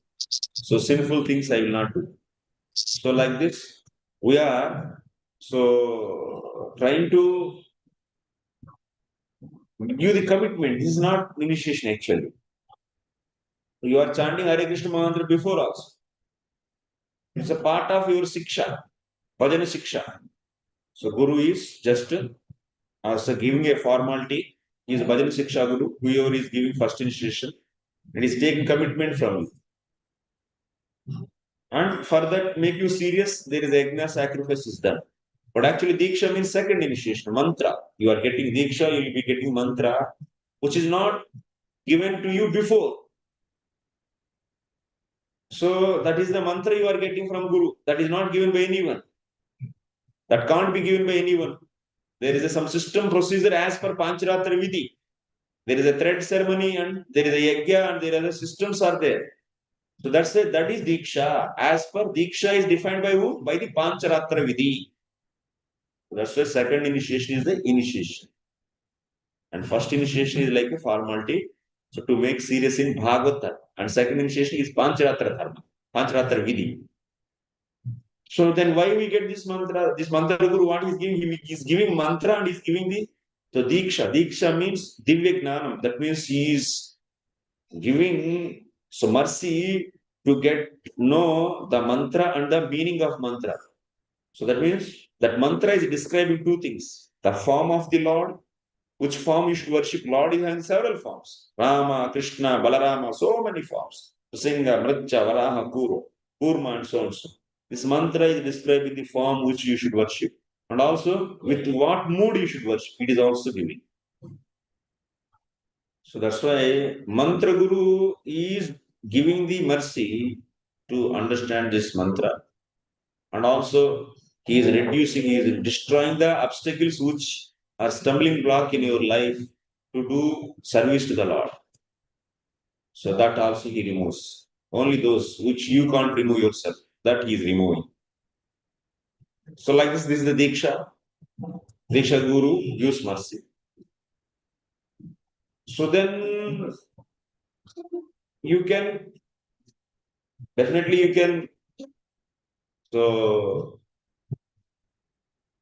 serve Diksha Guru and get perfection. No problem. By his mercy, you can get perfection. Similarly, Bhajan Siksha Guru also. Bhajan Siksha Guru also can be served. By his mercy, also you can go back to the company. But especially Diksha is meant for what? Archanam actually. This is for Archanam. So you got mantra from Diksha Guru for do worship. So in a Pancaratra Vidhi, that's why it is part of Vaidhi sadhana. Yasodamai is not using mantras to worship Krishna. It's not the Raganuga Bhakti or Ragatmika Bhakti. Okay. So, otherwise, gopis, they don't chant mantras. Pancaratra Vidhi is itself is a Vaidhi Bhakti. But while doing Vaidhi sadhana, you can remember Krishna's pastimes in Vraja, which are guided by Ragatmika Bhakta. Externally, you'll be doing the Archana, but so you can meditate on Vrindavan. Krishna is playing flute while his mother is milking the cows. Okay, you should understand things very clearly, not like just like Prabhu is saying, institutional words. We just use the words, but we don't know what is behind that. Simply keep on saying these words, that words, and get driven away by it. Lack of understanding of the things.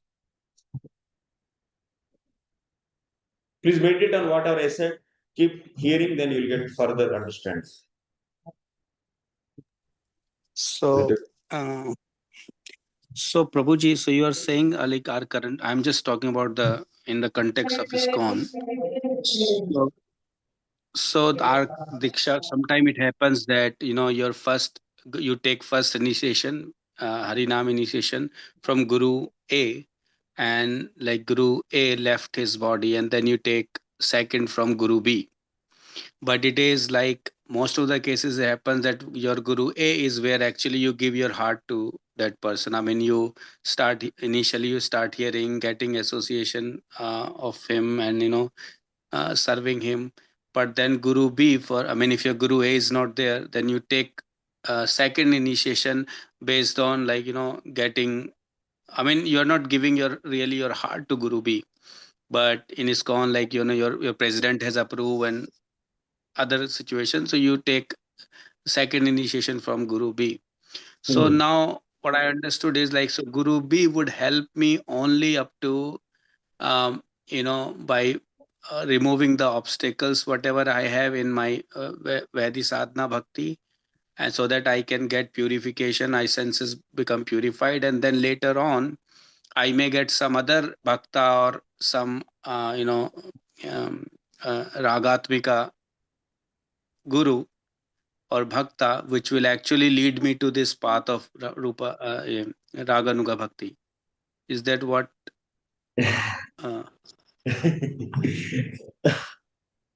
So wait, you are saying that Guru B, that means that person is not having full heart. That person who take initiation from him, so he has no full heart for him. Yeah, Towards your guru has left. Your guru has left, and now temple want you to take second initiation so that you can help in deity worship. So you choose some other guru for sake of taking the Brahman diksha. Correct. So in that case, this is institutional problem actually. This is not the individual problem. He is forced to.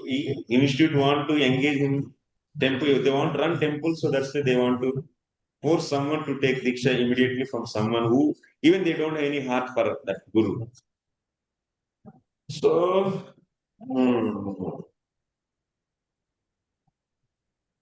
So, but choosing guru is completely so freedom given to the candidate. It should not be enforced by any kind of institutional pressure. Should not be kept. So maybe institute can help him to get taste for that guru or shraddha for that guru. Either of these two, either taste or shraddha, but not enforcing. So that's why that condition should not be there. I took forcefully. That such a thing should not be there. Actually, it's very very unhealthy for devotional life. So no, even if it is not, I'm saying even if it is not forceful, but you give your heart only once. So one thing. If guru is not there, then you should not become guruless. So you should take guru's senior disciple or otherwise guru's god brother. This is the system is given in the sastra. So and whoever is having similar mode of guru, because that is very important. And you should be seeing some characteristics of your guru in those people, so that you are attracted to those qualities. That should be there. Even if you got, you should try to search those qualities and try to develop strength and taste for him also. Instead of looking for another ragatmika guru, because this whole parampara is meant for the entering into the Raganuga Bhakti. Why you are making this guru, whoever is now you have, is different from the ragatmika guru? No, my point is if I'm just taking out ISKCON perspective, here, millions of people, you have one guru. So it is not that you can go and personally serve your guru or get direct instructions from guru. Like once in a year, you see your guru and, just, so it's not like you are living with the guru in the ashram and you are getting day-to-day basis instructions or opportunity to serve the guru. So no problem. So can you come and can you repeat actually? I lost actually, sir. Your point. So what I was saying is that you're saying that you have to serve the god brother of your guru. You can take diksha from him and you can serve him. You can accept him as a guru, guide. Yeah, correct. So that is fine. But what I'm saying is, Prabhuji, it's not. ISKCON condition. There are very few gurus in ISKCON, and they are taking care of many thousands of disciples per guru. And it's very difficult to get a direct access to your guru. So you have counselor systems, correct? Where you can just approach to your counselor, and then your counselor, if required, then it will take your things to your guru. So in that case, when you have very less opportunity to actually physically serve or have physical association of your guru, so how, I'm just trying to understand the role of the kind of gurus we have in ISKCON, the relationship of disciple and guru in ISKCON, how can that relationship help in Ragatmika Bhakti? That I understood that by the mercy of guru will get a perfection in Vaidhi Bhakti, will get purification. So, I'm just got confused here that, then going, while progressing on this path, at one point of time, I will get some other Ragatmika Bhakta who will actually personally guide me on this path of Raganuga. Why you are separating our gurus from Ragatmika path? No, I'm not separating it, but I am saying because we cannot get day-to-day basis. Mm-hmm. No. You are saying that our gurus only give perfection Vaidhi sadhana bhakti. This statement you used actually. So that means this is this is reflecting that our gurus are not in Ragatmika bhakti. No. How can I say so? When I'm saying other guru, I'm saying like somebody else in my ISKCON would actually go and guide me. That is the point. I am saying yesterday's main topic is Ragatmika Bhakti is cultivated inside. Raganu Bhakti is the function of mind only. So that should be cultivated. Prabhupada is also saying getting Ragatmika Bhakti is our goal. And becoming Ragatmika Bhakti is our goal. Even all our gurus and everyone, even if they don't know, they should know that. And they must aspire for that only. So that is the thing. And definitely Gurus knows, because that is the thing we do aspiring for becoming devotee in Vraja. Even if you do read Charitam Charitamrita, even if you read the 10th canto, Ultimate Prabhupada, and also even in other books, Nectar of Devotion is clearly indicating. So our goal is only Raganuga Bhakti, and our Guru's responsibility also to make develop Raganuga Bhakti in them. That is the goal of our institute also. So it's not like just, and it should be, if it is not there, then we should fight for that to make that as a goal in this institute. Because Prabhupada is clear actually. So Prabhupada is clear that, so we are all Rupanugas. So clearly Rupa Manjari is our role model. And by saying Rupanugas in the Nectar of Devotion also he writes in the beginning itself. So that is very clear for us. If that is missing in our society, then we should fight for that. So otherwise, and gurus also, they should be following that, and we don't need to go for others outside. And we have sufficiently instructions in our books. And we should keep on, that's the meditating on the 10th canto past tense of Krishna. So you keep on hearing, then finally you'll be coming to the one. So that is, already we got Rupa Manjari, Kama Rupa Bhakti is only our goal. And in that also, because specifically Rupa Manjari. So we come to that. And we should develop. Okay. So one more curiosity is, Prabhu. So let's say you said that we are the follower of Rupa. Our aspiration is to follow Rupa Manjari. Yes. So what if, like, on this journey at one point of time, somebody develop a Sakya Bhav, like wanna follow Madhumangal.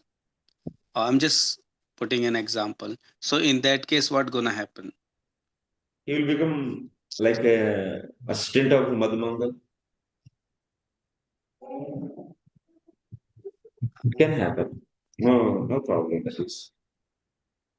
But that is a low one. Because now we have no ruci, but we are Rupa Goswami clearly saying Kama Rupa and Sambandha Rupa, I am not interested. He said he is not having any interest of that. Elaborate. He did elaborate also. That's so okay. So you also yeah. Yeah, so please. By his instructions, so we should look for the bhav whatever he has. Okay. So Prabhu, you mentioned yesterday like two books, Srimad Bhagavatam and Nectar of Devotion. So I'm just wondering, do you have a series of lecture on nectar of devotion also, where you covered Yes, the Lord. entire book No, not from entire one book. chapter? First, you can hear nectar of devotion from recently. I'm doing still actually. In Hindi language, it is there. If you know Yeah, Hindi, in then this. yeah. So okay, so you covered the entire book or your first like 19-20 chapter only? 19 chapters. Okay. Anurag Sevini, Anuragini Sudevi Mangal.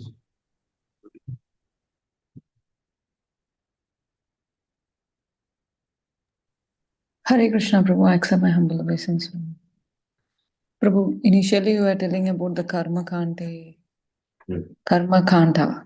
So in that you have mentioned that I think like one area, aikantika bhakti, that is sruti smrti. So there you have mentioned the pancharatika vidhi. It's coming there, Prabhu. Yes. So and even for our Brahminical process also, it comes under the pancharatika vidhi. For this and that is all the same. What is question? Prue, my question is, you are explaining about the Yashoda Mai, so she's not following they are into Raganuga Bhakti. So the Pancharatra system is given to follow the rules and Can you regulations. repeat your old statement, previous Yeah, statement? Yashoda Mai, she's the affection. So she is she has a ruci. So she's a Rahatmika Bhakta. So the Pancharatika system is given to the follow the rules and regulation. She is not following that Pancharatika vidhi, right, Prabhu? Yes. So and then you have Aikantika Bhakti, the Smrti Sruti, the Pancharatika vidhi. There you have mentioned that Pancharatika vidhi. So that is entirely different or the same? What is that meaning? Do you know that? So that is a vidhi is a following as per that Pancharatika Narada Muni given that Pancharatika vidhi. So does it comes this Aikantika Bhakti and this all the same? No. Do you know the meaning I of that want to know sloka? about that Aikantika Bhakti Do particularly. you know the meaning of that sloka? No, I don't know, Prabhu. Just please can you First explain? of all, know that meaning of that sloka. Okay. Shruti smrtya yukta pancaratra vidhim vina harer aikantiki bhakti utpatayaiva kalpate. What it means? It's the following the instruction of Shruti Smrti. And pancaratra vidhi. Pancharatika vidhi. So the karma kandis is following that. No. Wait. Don't jump there. So what is the meaning of this? So we should follow the instructions as per that scriptures. What is saying this sloka is telling? What this sloka is telling? It's so we should follow the scriptures, Prabhu. This sloka, what it is telling? This sloka is telling if we don't follow the systems given by Sruti, Smrti, and Pancaratra system, there will be the distractions. Even if one does aikantik bhakti, so without following the systems given by Sruti, Smrti, but if he does one aikantik bhakti, that aikantik bhakti is meant for destruction. Okay, Prabhu, not following the Smrti Smrti. Not following Sruti, Smrti, Pancaratra system and so on. Okay. And what about that Karma Kanda Veda? So that is entirely different. You are just putting two lines and what is that you are asking? But what is clarity? If you have a clarity of asking what you are asking, what you want, that should be there. So you are superficially touching the few words. But so first of all, here Pancaratra Vidhi or otherwise Sruti Vidhi, the systems given by Sruti or Smrti or Pancaratra systems. So if you don't follow that, but still if you do Aikantik Bhakti, that Aikantik Bhakti is meant for destruction. Okay. So this is a statement used by the Karmakandis. They are also, that means opponent is taking so this statement also saying that, hey, your Raganuga Bhaktas not following the systems given by Sruti, either Sruti or Smrti or otherwise pancaratra system. So they are not following the systems given by all these, and simply so they are doing out of ruci some devotional activities. So then how can that such a aikantiki bhakti, definitely as per this statement, is meant for destruction only. So that's why Raganuga bhakti is meant for destruction. Okay. They are concluding like that. Okay. So what is your question? So now in that actually initially you were telling that codana lakshana, that means artha dharma. I understood that you didn't understand the class. Yeah, that I understand, Prabhu. It's very clear, Prabhu. You have to hear once again, 2 times you hear it. Okay. Today's class, hear 2 times and ask tomorrow questions. Okay, Prabhu. Hare Krishna. Hare Because your level of questioning is clear that you didn't understand, even a little bit also. Okay, Prabhu. I will just once again I will hear it and I will just clear it, Prabhu. Here with the pausing. So you hear one statement, understand it, then only you go for further. Otherwise, pause it and repeat it. Okay, Prabhu. Because you train your systems. People have habit of just hearing one time and thinking that I know. This is also illusion. Out of rajoguna it comes. Okay, Prabhu. This is out of rajoguna simply. So reduce that rajoguna, and even if you want to learn, you learn this simple thing, little thing also, even for 1 hour, 2 hour. Don't worry for that. So learn 1 hour, spend 2 hours, but learn solidly. If you train like that yourself, then in due course of time, within another 2-3 years, you'll become good, perfect. Okay. But if you have habit of like rajoguna, rasic person, jumping to here, there, this, then finally good for nothing actually. No knowledge he gains. Okay, thank you. Hare Krishna. Ajay. Hare Krishna, thank you, Praji.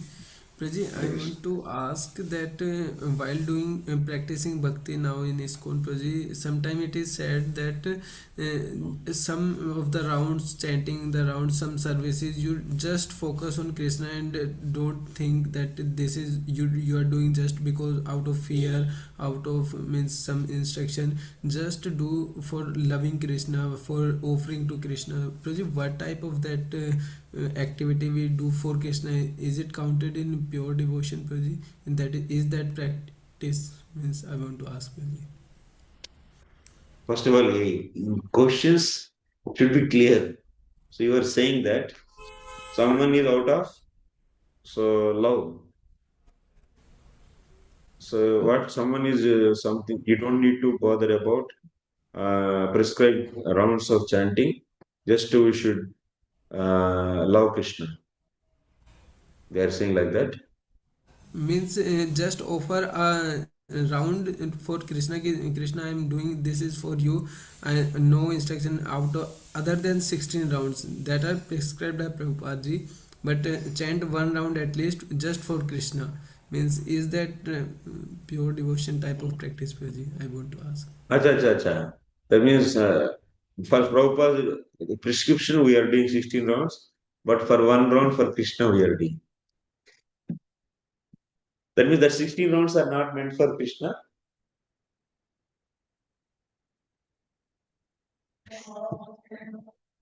Krishna will think that then what about the 16 rounds? He will say that when you do 1 round for Krishna, and that means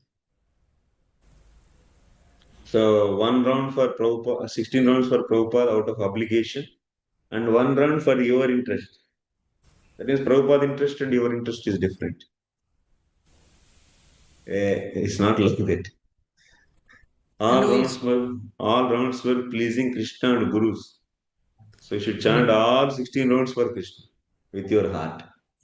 Yes, but after that also sometimes like someone loves to serve cows. Then if he serves cows just to please Krishna, so is that practice? I mean, sometimes I used to do that. So is that practice counted in pure devotion, Praji? Just for Krishna, I am serving the cows. Ruci, Goraksha, Vanijyam, Vaishya Karma, Swabhavajam. It's a karma. Yes, Praji. Goraksha. So we do that for pleasing Krishna. So, but while doing that, Goraksha, if you are not Krishna conscious, then that is simply a karma. Yes, Prabhuji. So, and you are offering that cow milk to the Lord, then that is karmarpana. So that means you are not Krishna conscious, you are doing I am Gwala and I am protector of cows. With that consciousness you are doing, then that is karma, and karma is covering. So that's why while doing cow service also, one should not forget Krishna. So then it's okay. Yes. But initially at least it is a sattvic activity instead of working in the big machineries and big austeric places. So protecting cows and thinking himself as I am protector of cow, and which is prescribed by the sastra, instead of doing the non-prescribed activities by sastra. So doing this and offering result with love is also very good actually. And gradually, as much as you develop faith in scriptures, you develop the more and more Krishna consciousness in a day. That will come. So at least doing that activity which is prescribed by Krishna, which is not prescribed by so-called industrialist, asuric people. All this work in the industries is prescribed by Krishna. No, Tell Prabhuji. me. No, All these big factories work is prescribed by Krishna. No. That's prescribed by asuras. And doing that and offering that result to the Lord, Lord say that why don't you follow my prescription? He's asking us. Yes, So that's why you are good than them. First step this is. Then next step is, while serving Krishna also, you will become more and more Krishna conscious. That's the next step. Then next step is, that means you strict yourself to, so while serving also I will remember Krishna. Like that you strict yourself by the system. Then after that, you'll feel, so like serving Krishna and cows like Vrajavasi. That's another lecture. Out of ruci, you'll do that. You'll become cowherd boy. Yes, Prabhuji. Like gopis, they also serve cows. Yes, Prabhuji. But initially it is just practice for following sastra, Vedic sadhana. That is that. If otherwise you say for 1 hour I will feel ruci and then I follow ruci, not sastra. That means I don't have any fear for sastra. Just I will follow my ruci. Then it will take you. It will make you to follow only for 1 hour. Then after that another ruci will come to watch Netflix. Yes. Then, but if you have fear from sastra, if you have rules from sastra, respect for sastra, then you will be so progressing. Then Yes, your bhakti will not be broken. Yes, thank you very much, Prabhuji. Hare Krishna. Hare Krishna. Sundari Priya. Mataji. Hare Krishna, Prabhuji, Dhanvat Pranam, Jai Shri Prabhupada. Thank you so much for today's class. Prabhuji, my question is that, when a sadhaka is practicing Vaidhi Bhakti first, and slowly, after understanding that there is Ragatmika Bhakti and Raganuga Bhakti, that is, the higher goal. But by the time they reach that, or even they aspire to reach that, if they leave the body, then what happens? Do they get another life where they can get an opportunity to practice? How do they go about? What happens after that, Prabhuji? What is their future then? Will they get another chance? Will they, we've also heard, like in our movement, they say, oh, Lord Chaitanya will fill the balance. You do 45%, remaining Lord Chaitanya will fulfill the balance and things like that. But after listening to this course, I feel like there should be more where you get an opportunity to actually practice and feel that, you are there, like you are trying to get to the spiritual world by actually connecting with Krishna in a much more rich way, like rich as in like fulfilling way, where you're, like fulfilled, like where you're 100% with Krishna, not like, 10% Vaidhi Bhakti and the rest of the time you're doing other stuff and all that. So, what would be our future if you left the body in between, even though that is your goal? They will finish the remaining 55% in that next life. So they will get. Sorry. Prabhupada is giving 45%. So in life, 45% if you finish, then 50% we have to take birth to finish. So that is the Prabhupada is assuring that we continue the next task. So, but without fulfilling 100%, we don't go back to Godhead. So then why we need to study these books? Then what is the need of studying all these things? It is like encouragement, Mataji. Those statements are just to encourage us. Same Yeah. Prabhupada is saying, even to 24 hours you should remember Krishna. And the same Prabhupada is writing why the bhakti should follow. So, and Raganu Bhakti should be inside, one should cultivate Raganuga Bhakti.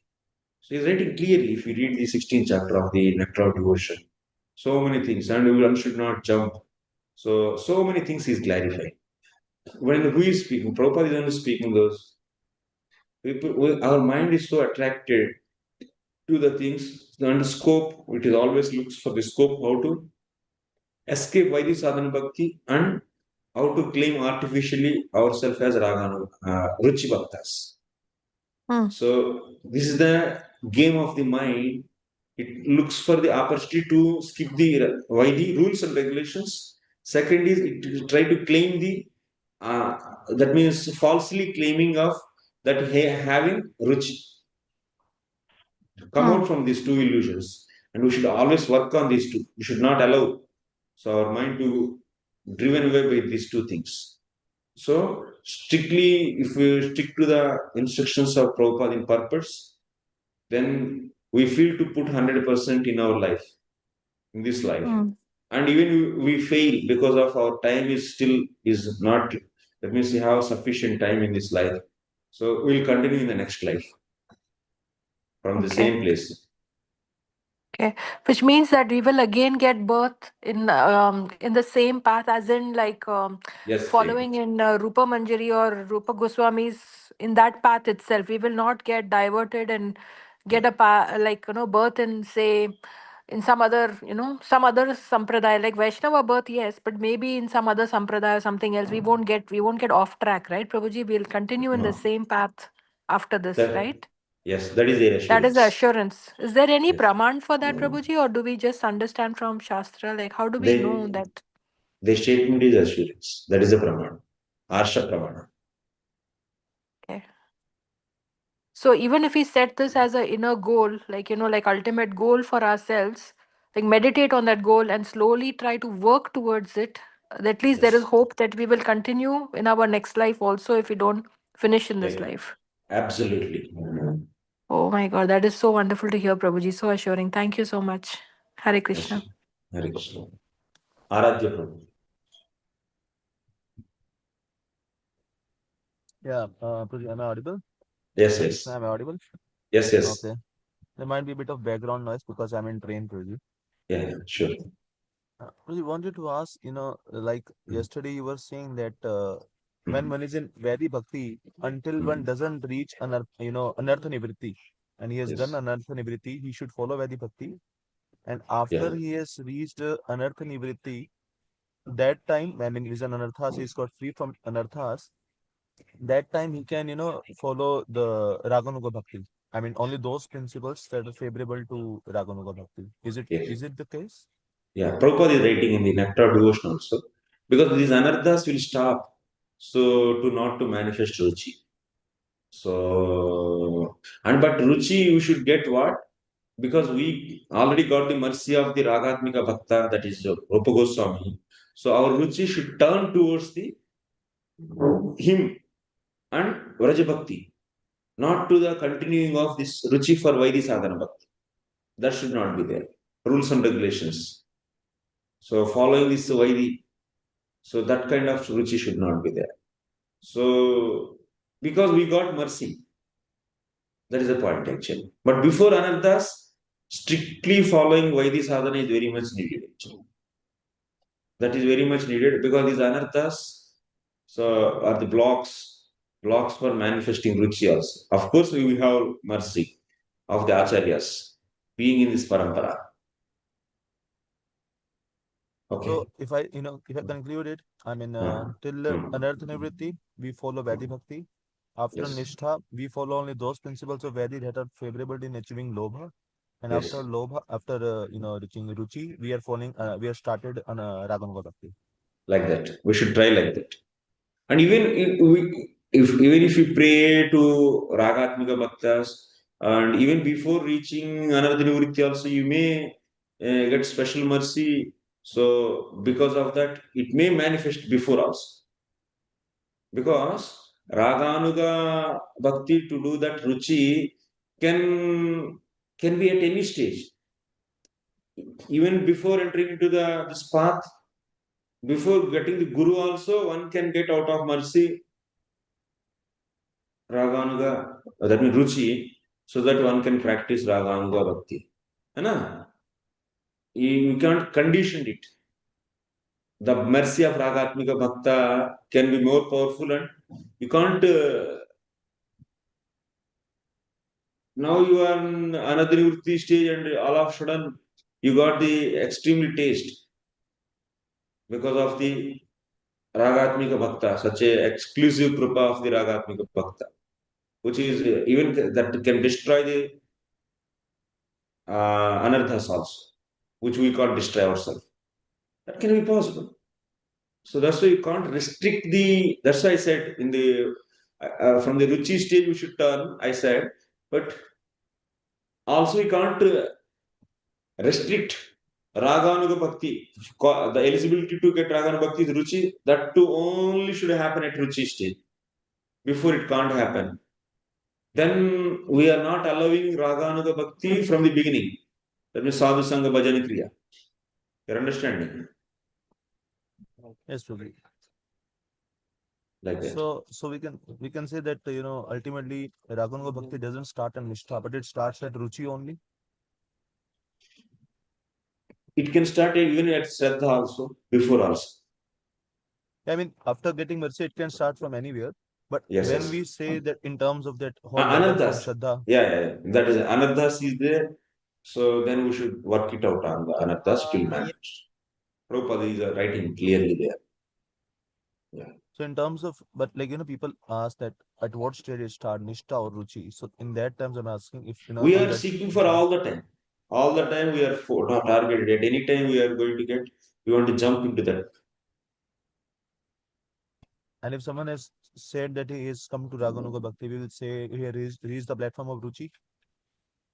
Yes. Okay. And one more question. Yesterday, Kanak, he was asking that regarding fall down from spiritual world, and you were saying that we cannot fall down from spiritual world. This question, Pragya, I wanted to ask that, we hear in the 10th canto 87 chapter Prabhupada writing, Shridvantu Vishwamritasya Putra Ayat Hamani Divyani Tastu, and Bhaktivinoda Thakur and Jaiv Dharma, and Prabhupada many of his letters and lectures saying that we fell from Krishna Leela, we were in Krishna Leela, and that time we wanted to enjoy independently from Krishna. He's written and said it many times. Prabhupada said many statements. Prabhupada also said that we never fall down from spiritual. Prabhupada said that we are falling from Krishna means Brahmeti Paramatmeti Bhagavan Shaktite. So here Krishna means Brahmajyoti. He said, so Paramatma also you can take. So, like in a letter to Madhudvish in 1972, he wrote, when he asked the same question, Madhudvish Maharaj, he said that we were in Krishna Leela and at that time we wanted to enjoy independently from him. Prabhupada said that one more devotee in Honolulu, one devotee asked actually. So Prabhupada, how it is possible to come out from spiritual world? How to fall from, because it's a perfect world. Jiva is perfect. So, and it's not possible. Then Prabhupada appreciated, yes, you are right. So very intelligent question. So we don't fall down from spiritual world, he said. And here falling means this spiritual truth is seen as Brahmeti, Paramatmeti, Bhagavanti, Shakti. So those who like in that discussion that Prabhupada is mentioning, so not from spiritual world, he's clearly mentioning there. So some other, like Brahman and Parama, like that. So then multiple, when multiple statements are there, you can't go with without reconciling another. Then this is anyway always a ever-ending debate. So you whatever you feel, you can take that. Okay. Like So just one thing, Praji. it's up to Just you. one thing. Yeah. Yes. Just one thing. I'm sending you one link, Praji. I've sent you Yeah. one link. If the link has reached to you. Yeah. Yeah. Listen. Yes. So Yeah. and I got this link from Radhesham Prabhu, and here as Radhesham Prabhu that after going to spiritual world, Can you? yes, we Your can again voice is breaking, going bro. fall because am I audible now? Yeah. Yeah. Yes. I asked Radhesham Prabhu that even after going to spiritual world, if you can again fall, and he sent me all these details which tell that even after going we can again fall. And Prabhupada also said that Yes. even after going the desire independence is already still there, and if we again Yes. desire to be enjoyed separate from Krishna, we can again fall down. Yes. Yes. Yes. Okay. No problem. Let them fall down. So There's a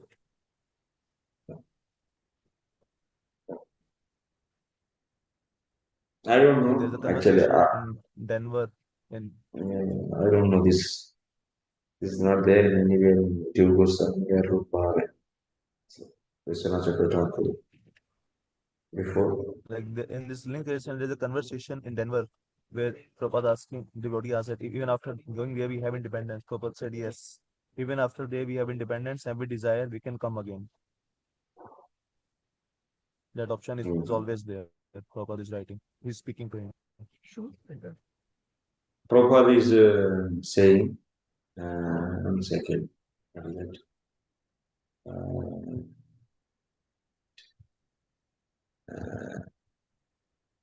This is a never-ending discussion, never-ending, never-ending. But I guess VBC stance is that we fall from spiritual world only.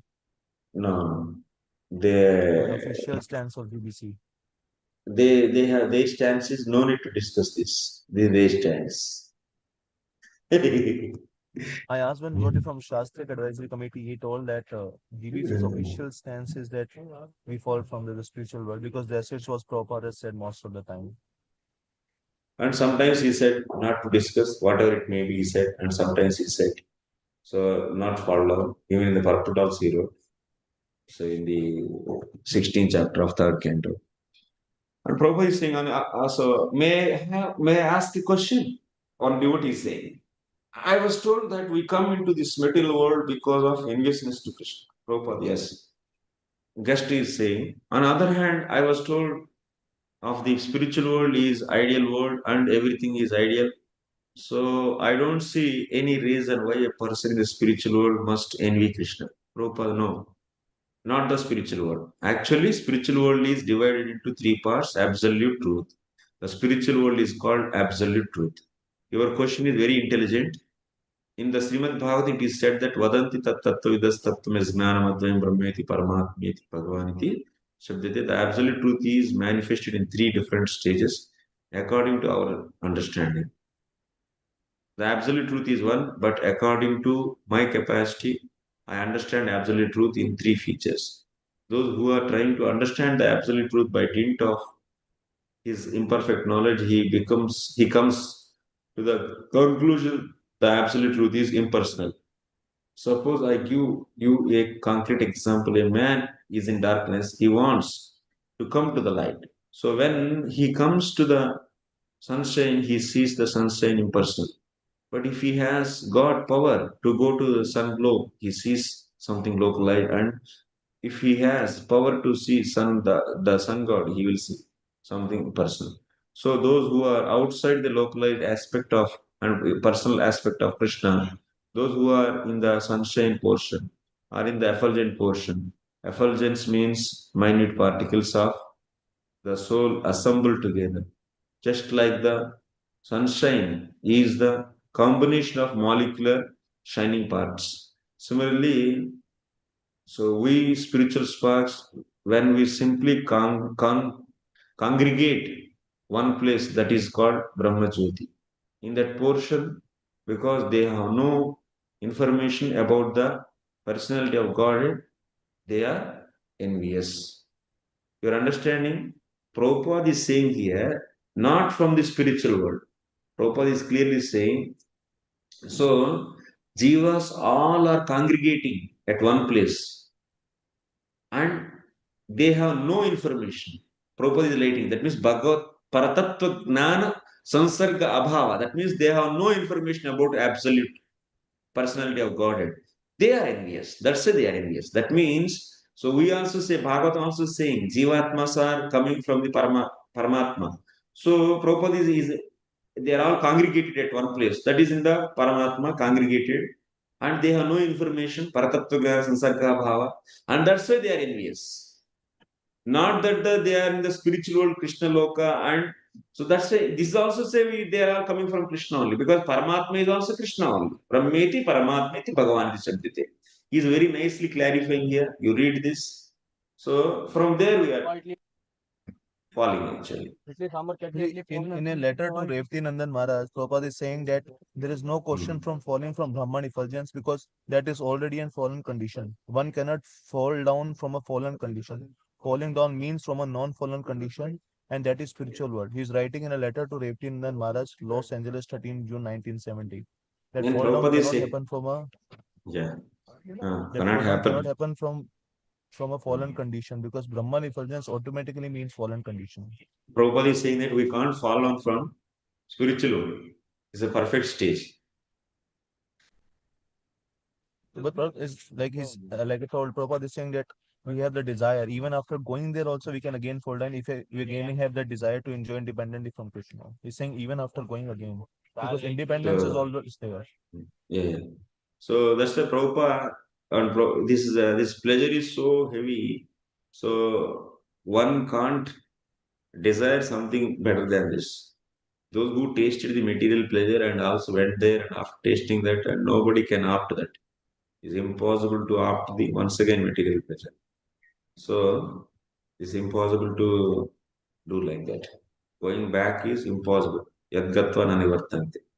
So that's Yeah, when you have multiple statements. So then you have to consult with the previous acharyas. So what they are saying, you should take their consultation, and like that you should reconcile the what is their opinion also you should take. So when you have question with the current acharya, then you should take the consideration of previous acharyas. So now this current acharya's two statements. So what you want to finalize, you take the consultation of Rupa Goswami, Jiva Goswami, and also Vishwanath Chakra Thakur and all other acharyas, and take their opinions and take the so one is standard and another is as reconcile that. So then give the secondary meaning for the next statement. Like that, we should do the process. Anyway, this is keep on going. Let it go on. So you have your own clarity, and that's up to you. Okay. Okay, but just if you could once go through this link, and when I meet you personally, I'll talk to you because Bhaktivinoda Thakur, like he says, "Je sab jiver bhagavan chaupajaila tar jade praveshila purushotam bhavete."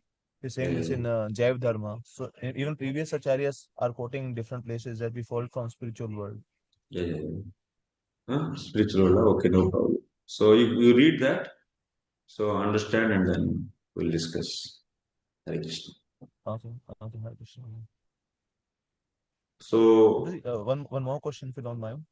Other than this, it's like you were saying that this living guru concept, and we see many of Prabhupada disciples, they never even met Prabhupada only. It's all by letter. Prabhupada never went to that place, especially in 76 and 77.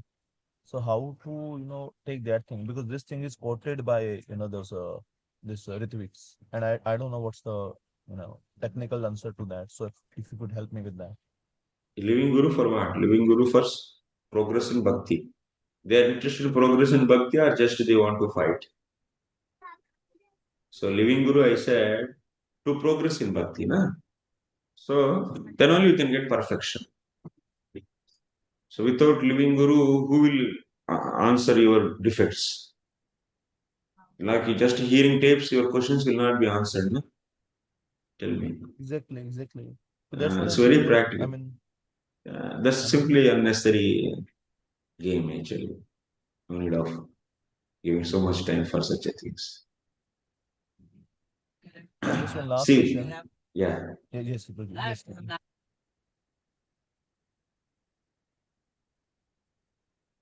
Okay. Yeah, Prabhuji, you were saying something. I stopped you. Yeah. What is that question? That Prabhuji was saying that Yashoda Mata has the maximum amount of Vatsalya Bhav for Krishna. And Indradyumna Maharaj in a lecture in Vrindavan in 2022 was present there. He was saying all other motherly goddess in Vrindavan has 100 times more love than Yashoda for Krishna. So how to reconcile, these two things? Because one devotee asked the same thing, and that time Maharaj replied that Maybe all other copies are 100 times more love than Yashoda. because in our sastra it is written that Mother Yashoda having more love than even Nanda Maharaj also. So and other gopis they have more love than Yashoda. If is there any sastric statement, maybe I don't know, but I didn't go through that. I can't comment on that. If someone said, so then we have to see the reference. Where is the reference you show me? So we can see. So Mother Yashoda's Vatsalya Prema even is far superior to Devaki. But even I didn't bring the discussion of comparison with Mother Yashoda with other mothers. That thought also didn't come, but I don't know. So now you are saying. But I said that Mother Yashoda's love is far superior to the other mothers like Devaki. This is the point, and we should not become like Mother Yashoda. So like other any that whom we have ruci, we should not become like that. We should not become that person. Ahangrahopasa. I should be Yashoda. Not that is not allowed. That is the point I was saying. But this companion, so this is the new thing. Maybe I don't know. It's where it is written, and in other books it might be written. Or I not. I don't know. Okay. Okay. Thank you, Prabhu. Thank you very much. Hare Krishna. Thank you very much for all of you. Srila Prabhupada ki jai.